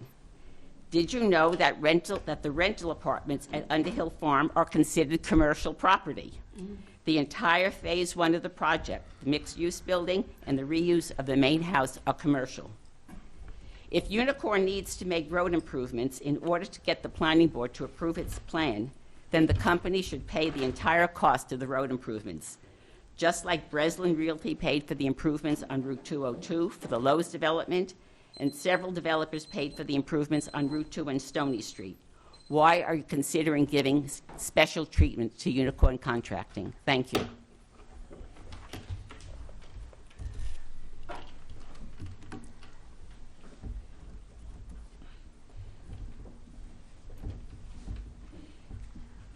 Hello. Hi, Anthony Pichette. By the way, I was looking up. It's nice to see everyone actually behind the same table as in the town board. Someone's leaning in at the end, so it's nice to see everyone actually behind a board. Maybe that's something you could fix at the town board. Also, too, yeah, I want to echo what people are saying about you, Yvonne. I mean, this library is like my little one loves coming here all the time and reading books, and I can't get her to leave. And even when I was telling her I was coming over here, she wouldn't want to go to bed. She wanted to come here instead. I'm like, no, too late. Too late, you lose. Oh, just kidding. I love her. Couple Also, too, it's funny when you go last year or later, you want to comment on what everyone else has said, but I'm just trying to stay to what I wanted to say. But congratulations, Sophia. If all the politicians are complimenting you, maybe throw a little expose, a little tougher thing at one of them. I'm just kidding. No, I'm not kidding. What else was going to say? I wanted to bring up, I forget at a previous meeting you guys were talking about the child pre-K. I know Matt Slater was talking about it last time. I'm sure every parent would be 100% behind that. I know we're talking about a lot about money tonight, which is important. I'm sure that money can be found, not found, but budgeted, because it's really important to be an attractive community to families. I know we also have been talking about keeping the communities, or keeping new developments 55 plus, and that's a separate discussion, but it's also nice to offer things like that for families. Obviously, I have a little one, so I'm biased, but we're all biased. That's why we come up here and talk about what we want to talk about.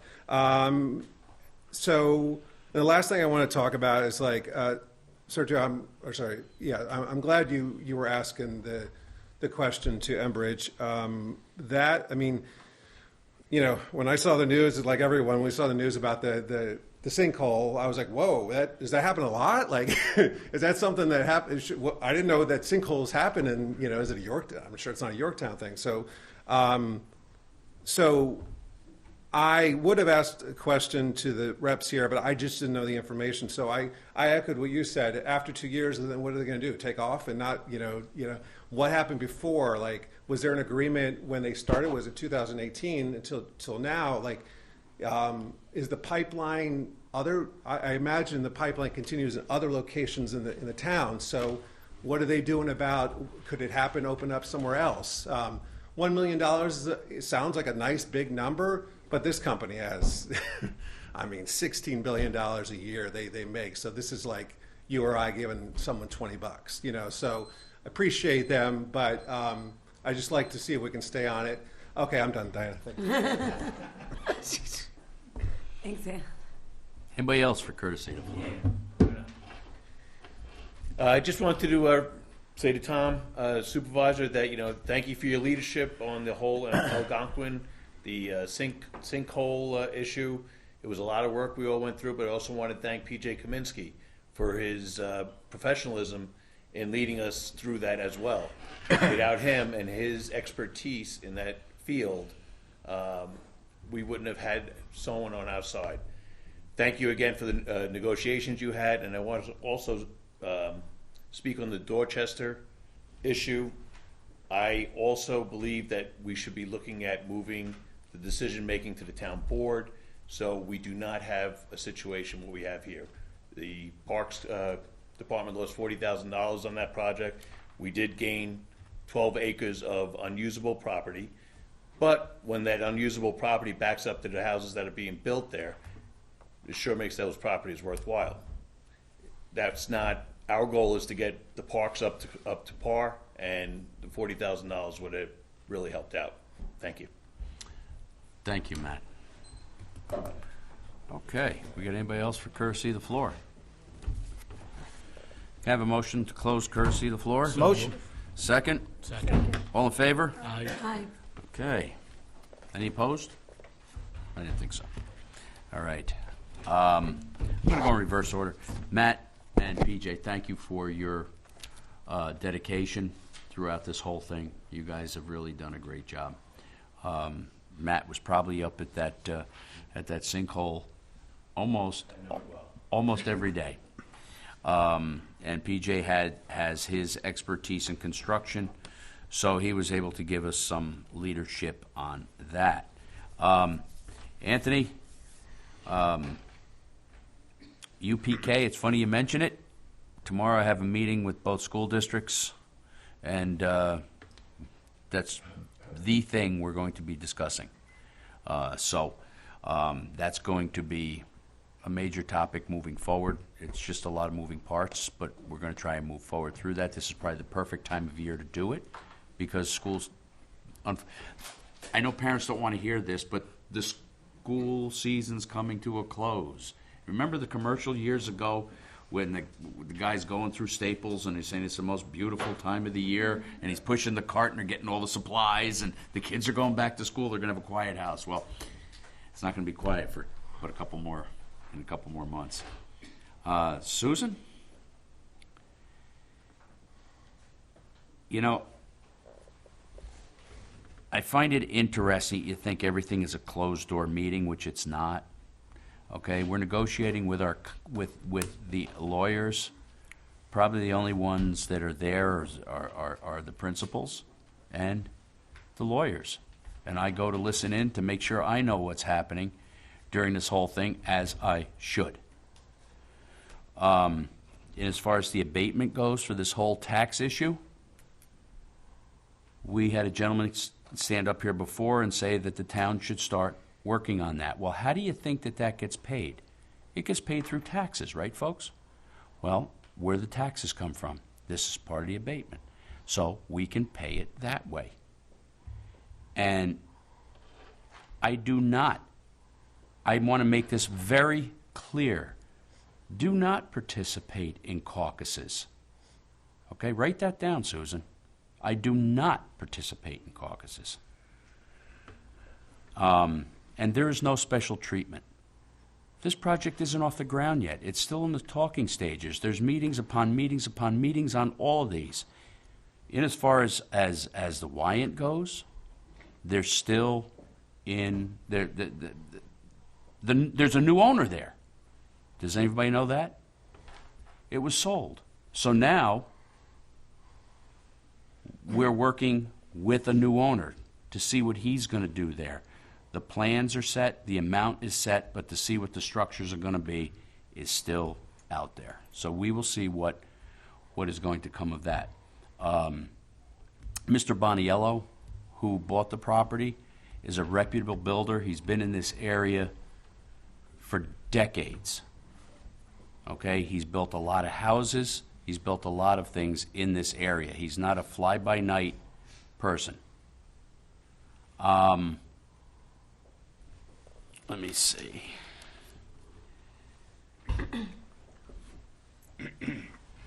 There was, who got up there with the, oh, Ed. The gentleman that came to your senior thing and I are going to have a conversation. He needs to be informed a little bit better on what he spoke about. That's all I'm going to say about that right now. A lot of the things that he told your senior group were not accurate.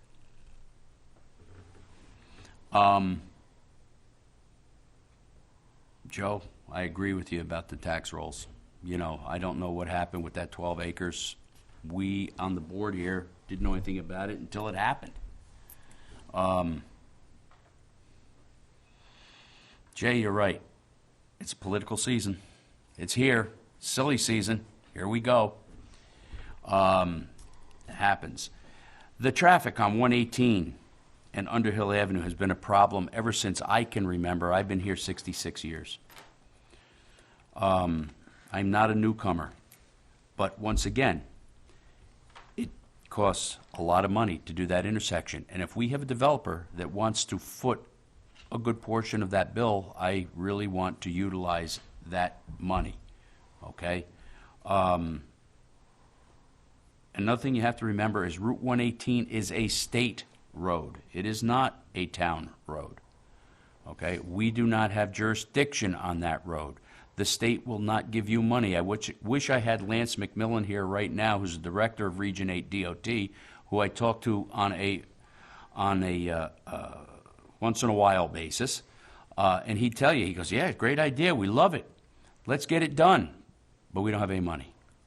Okay, so now we have a contractor that's going to not only fix Underhill Avenue or improve Underhill Avenue, but 118 also, as soon as the permits, I shouldn't say we, as soon as the permits can be acquired from DOT for us to do that, which is also going to include moving that one wall back that's along Route 118 on the Soundview property side.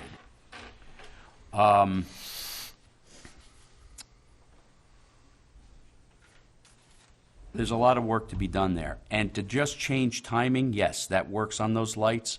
I was a police officer for 25 years, and I've seen a lot of lights that change timing, and it doesn't always work out without the actual turn lanes in place so that that timing can be actuated properly so that people that can make right turns on red can make them, and so forth. I'm not a traffic expert, but I've been around this town long enough to tell you that that particular intersection has been problematic for probably 40 years. Now we have a chance to get it fixed. And I think it's a real good chance as long as the amount of resistance that Underhill Farms has been getting doesn't continue, because I'll tell you what, the man is about ready to pull the plug. And maybe that's what people want. I don't know. And if that's the case and somebody else has the money, please go ahead, buy it. Yeah, the traffic backup at Underhill, once again, it's a little bit more than timing on the lights. It's actually turn lanes and crosswalks and don't block the box, etc. But you're 100% right that, you know, there are things that can be done. It does cost money. Yes, we have $14 million in the fund balance. The state comptroller likes you to keep somewhere around 15%, okay, of your total tax. Okay, that not the total tax that you receive, but the total town tax. You got to remember, 2/3 of your taxes go to pay your schools, which are wonderful schools. And we have to distribute that to them for them to decide how they're going to spend it. I always use the analogy. If you have a $15,000 tax bill, cut it in thirds. 2/3 goes to the school, there's $10,000 gone. The other third, cut in half again, your $2,500 goes to the town, your other $2,500 goes to the county tax. Okay, it's really simple math, and that's just because it's $15,000 I was using. It's really easy to split up in three. So, that being said, in this town, this budget is tough to balance when you figure, and I'm not going to say for every household, you're dealing with $2,500. And you put that all in one pot. You know, some is more, some is less. But you put that all in one pot and you come up with about 60 million that we have to run this town. And it goes. Everybody says the fund balance, the fund balance. And yeah, I just got $1 million in. But guess what, folks? Our garbage contract is going up $500,000 next year. All right? It went up double this year, from $2 million to $4 million. Sorry, not quite $4 million. Close enough. Close enough. So you wonder where the tax dollars go? That's where they go. There's just a couple things. In as far as the Parks Department, God, Parks is one of the best things for that this town has, and our Parks Department works hard at doing things, and not only our department, but our commission work hard at getting things done here, and they are working on a limited budget, but so is every other department in town, and we're going to try and help out there where we can, because let's face it, there's a lot of things going on. Especially we have Par 3 that's going to open, which is going to be bringing more revenue in, which Park should get. And another jewel, to use a word that I use, in the town of Yorktown. That's, by the way, it looks like it's going to open, what do we say, Joe, the end of May, it looks like? But we're not going to jinx it. We're not jinxing it. Don't get your clubs cleaned up yet. But, well, that's about it. I think I've answered about everything that I'm going to answer at this point in time. But there are no, just to be very clear and transparent, there are no secret meetings going on. There's informational stuff that we got to know.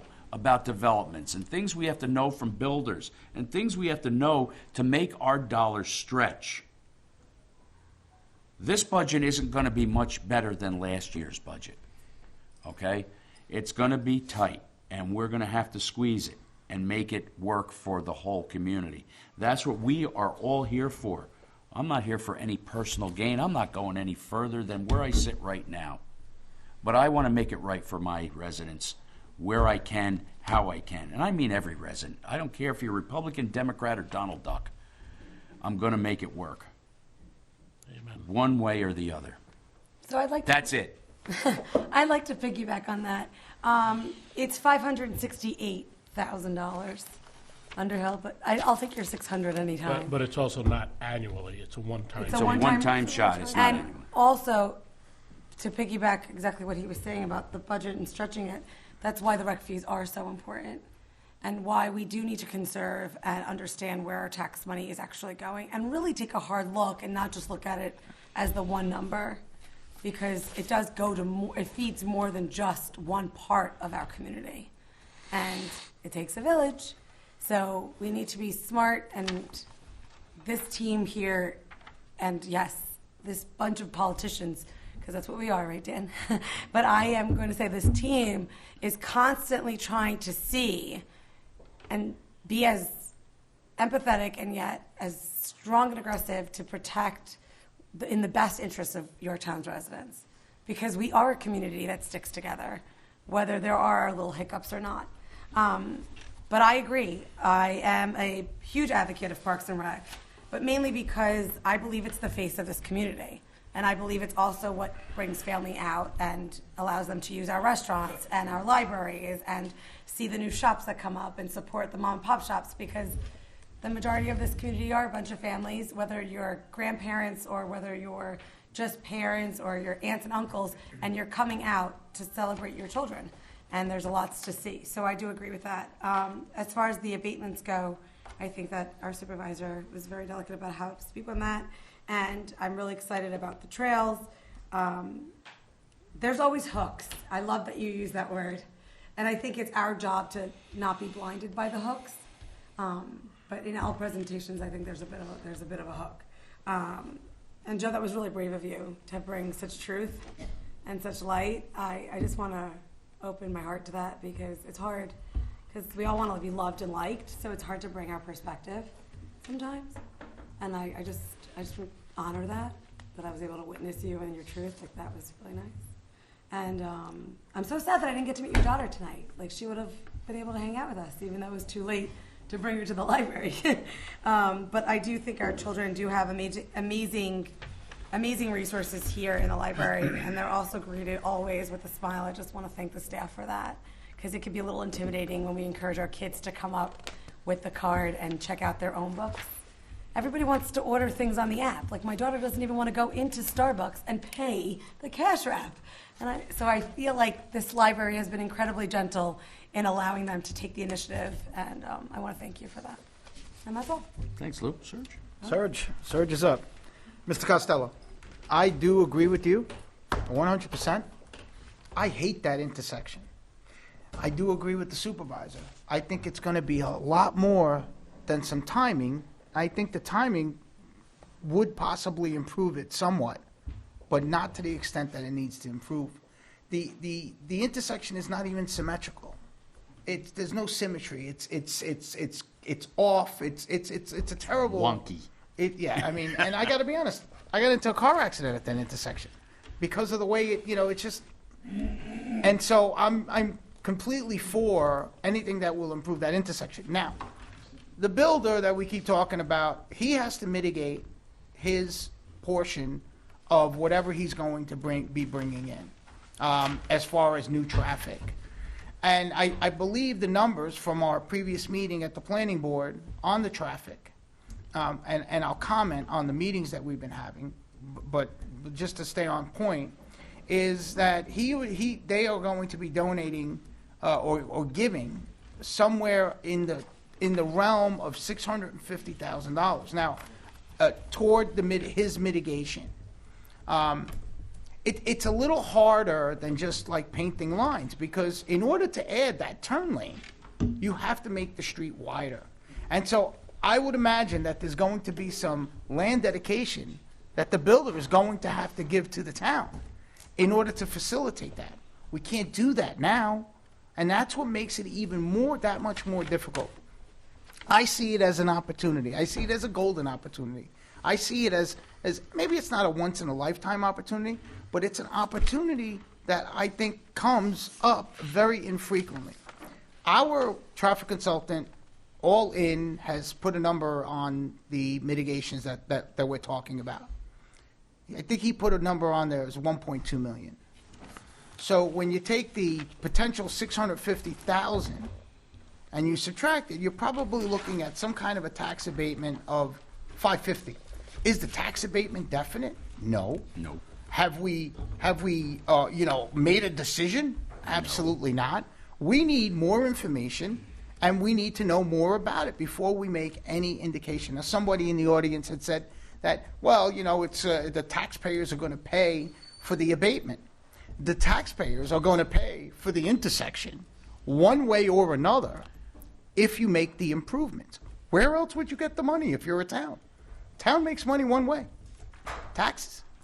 So whether we pay for the intersection and we miss the opportunity and we go to 1.2 million or whatever it would be without the builder, it's going to come out of taxpayer money one way or another, whether it comes out of the fund balance or it comes out of a tax increase or something, or a tax abatement.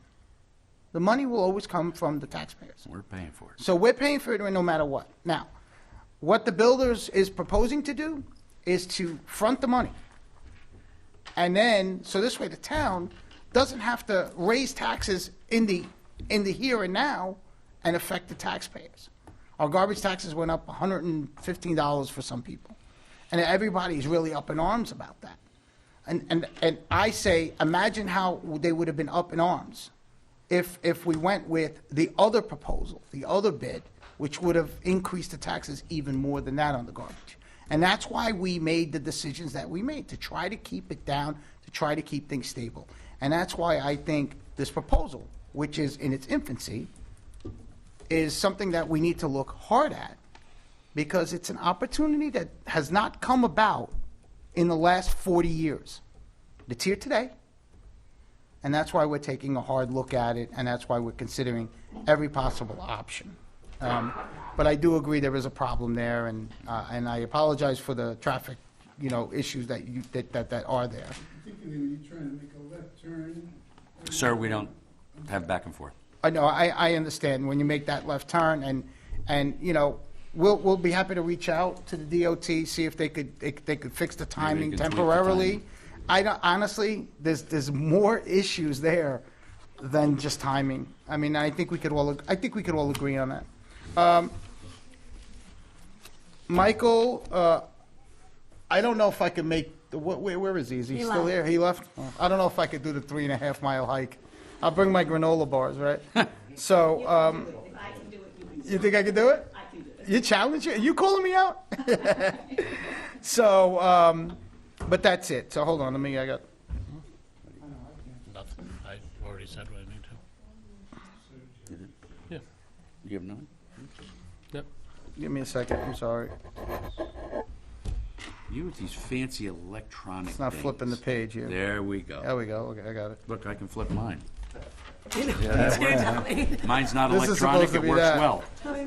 Watch how I do this back again, sir. Watch this. Watch. It's going to come back. Look. I'm getting upset. Watch. I can flip twice. Look, two pages at a time. I'll get you one of these. It's really good. Hold on. It's about $1.50. Sorry, guys. I'm messing Doesn't with want to you. do it. I know, but I don't want to do it. How much this thing cost? $1.50. $1.50, yeah. Do you want to go up maybe? Does it say next Nah, week? it's supposed to just go swipe over.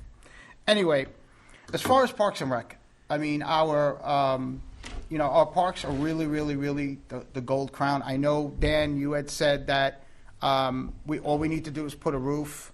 I'm not sure if it's clear to everybody, but the Parks and Rec department located at Sparkle Lake is it's not a modular home. It's a bunch of trailers that people kind of glued together. And that's where they're working out of. It's literally, I don't know how many trailers is it?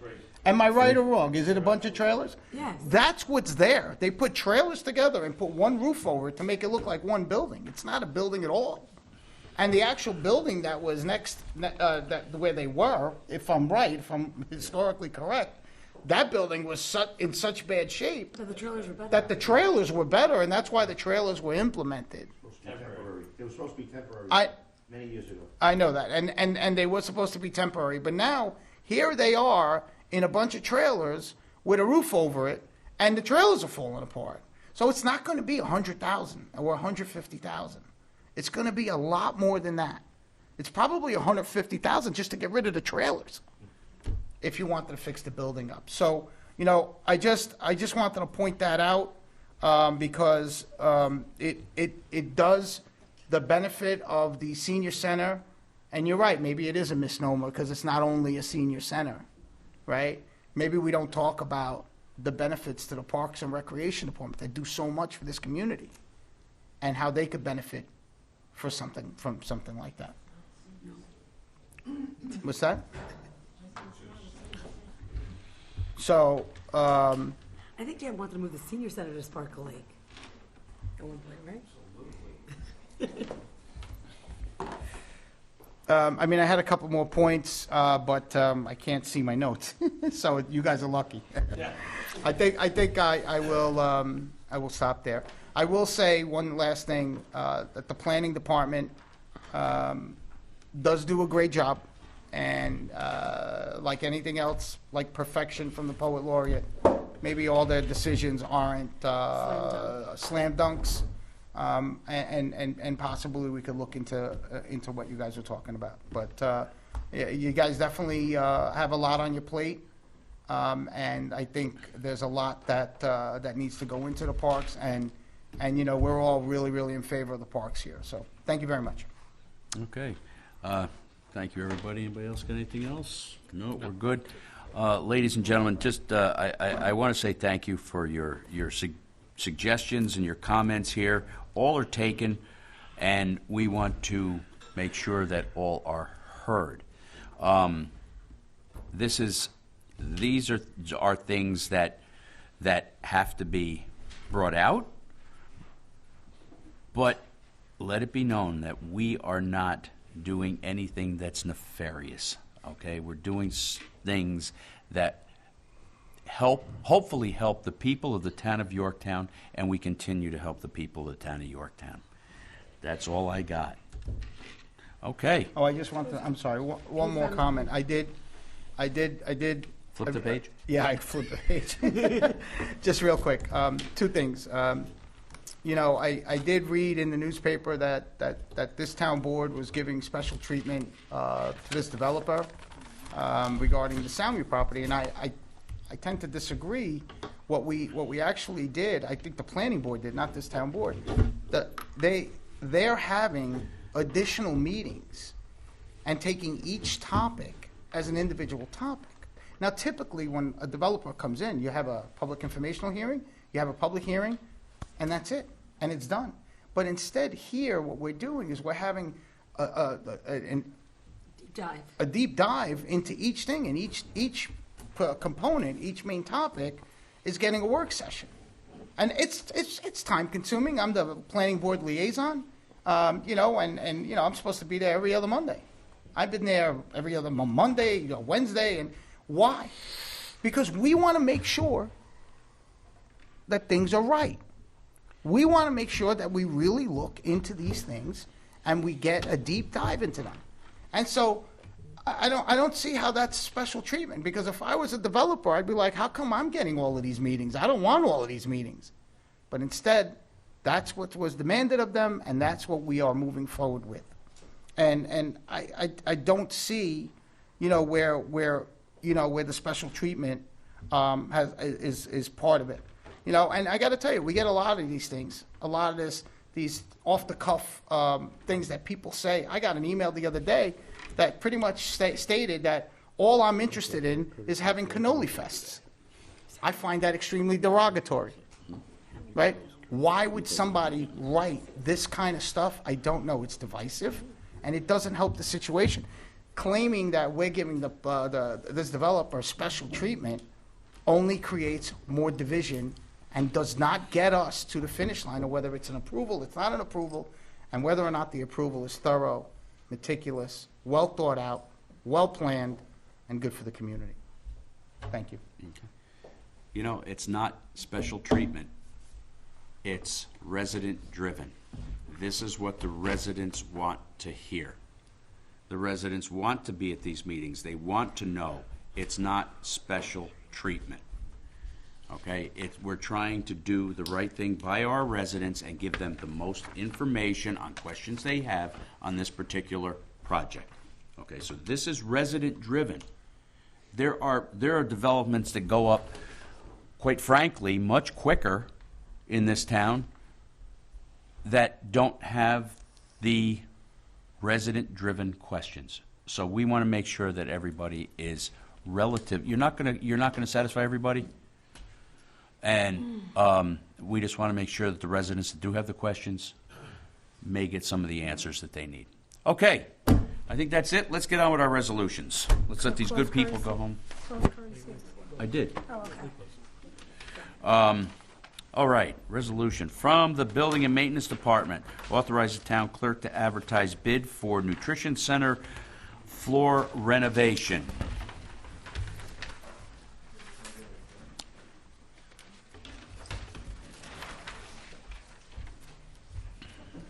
From the Engineering Department, authorize the comptroller to release the amount of $5,000 which was deposited to the T33 account on June 11th, 2021 to serve as erosion control bond for the self-storage facility located at 621 Bank Road. Authorize the comptroller to process the following budget transfer for the Engineering Department. From the Highway Department, advertise public hearing to consider amending Chapter 275 of the Code of the Town of Yorktown entitled Vehicle and Traffic, Section 22, by adding streets to the pavement marking list as indicated. From our... I'm sorry. Right here, the Mohegan Yep, Lake. the Mohegan Lake Improvement District. Award a bid to the Mohegan Lake Restoration Project to Lake Savers, LLC, DBA, Everblue Lakes in the amount of $341,205. Is that you, Ken? Okay. How did I know that? Okay. From the Parks and Recreations Department, authorize the Parks and Recreation Superintendent to sign Westchester County Children's Camp application. Award bid for buses for the summer camp programs and teen travel trips for the Yorktown Parks and Recreations Department. Thank you for that, Tom. What? I said thank you because we didn't have travel last year. Yeah. I mean, no, the year before for COVID, it was Yep. reduced. All right. So I think it's going to be better. From the town supervisor, authorize supervisor to execute a second amendment to the construction work permit with Algonquin Gas Transmission, LLC. From our water department, authorize an amendment to the agreement with Wesson and Sampson for services related to the cleaning and cement relining of water mains on Front Street and parts of Underhill Avenue and budget transfers. Just real quick on this, this is going to be an extension of that project that the town so badly needs to open up our pipes and get them lined. And with that, You got two more. Yeah, the ads. oh, I'm sorry, yes. I hate these add-ons. We know you do. Be it resolved, the town board accepts the resignation of Maureen Conley effective April 28, 2023. We thank her for many years of service. Good luck to you, Maureen. And be it resolved, the supervisor is authorized to execute an agreement with the County of Westchester for nutrition site transportation services for elderly residents for the term retroactive to January 1st, 2023 through December 31st, 2023. The county will contribute $10,113. The town will contribute $7,028. And be it resolved, the authority of the building inspector to issue temporary permits under Section 300-80D of the Town Code is hereby extended until December 31st, 2023. Can I have a motion? Can I just make a comment first? No. Let's do this first. Okay, So I'm moved. sorry. Okay, can I have a second? Second. All in favor? Aye. Anybody opposed? Nope. Okay. All right, Serge, go ahead. I just want to say this last one, it's extending the last resolution is extending the outdoor dining initiative for our many businesses and restaurants in town. And I commend this town board for taking a positive step and understanding the needs of our business community and for allowing this law to get extended so this way our businesses can continue their outdoor dining. Thank you very much, guys. I really appreciate it. You're welcome. You know, the interesting part about this town board is that most of us on the town board here are or were small business owners. So we know how hard it is out there to put that key in the door and turn the lights on. You know, and anything we can do to help our businesses out there, we try to do. Yep. A motion to adjourn, please. Would you like to have a motion to Please. adjourn? Motion to adjourn? Yes. Motion. Motion. Anybody have a second? Second. Aye. All in favor? Aye. Good night, Yorktown. Good night.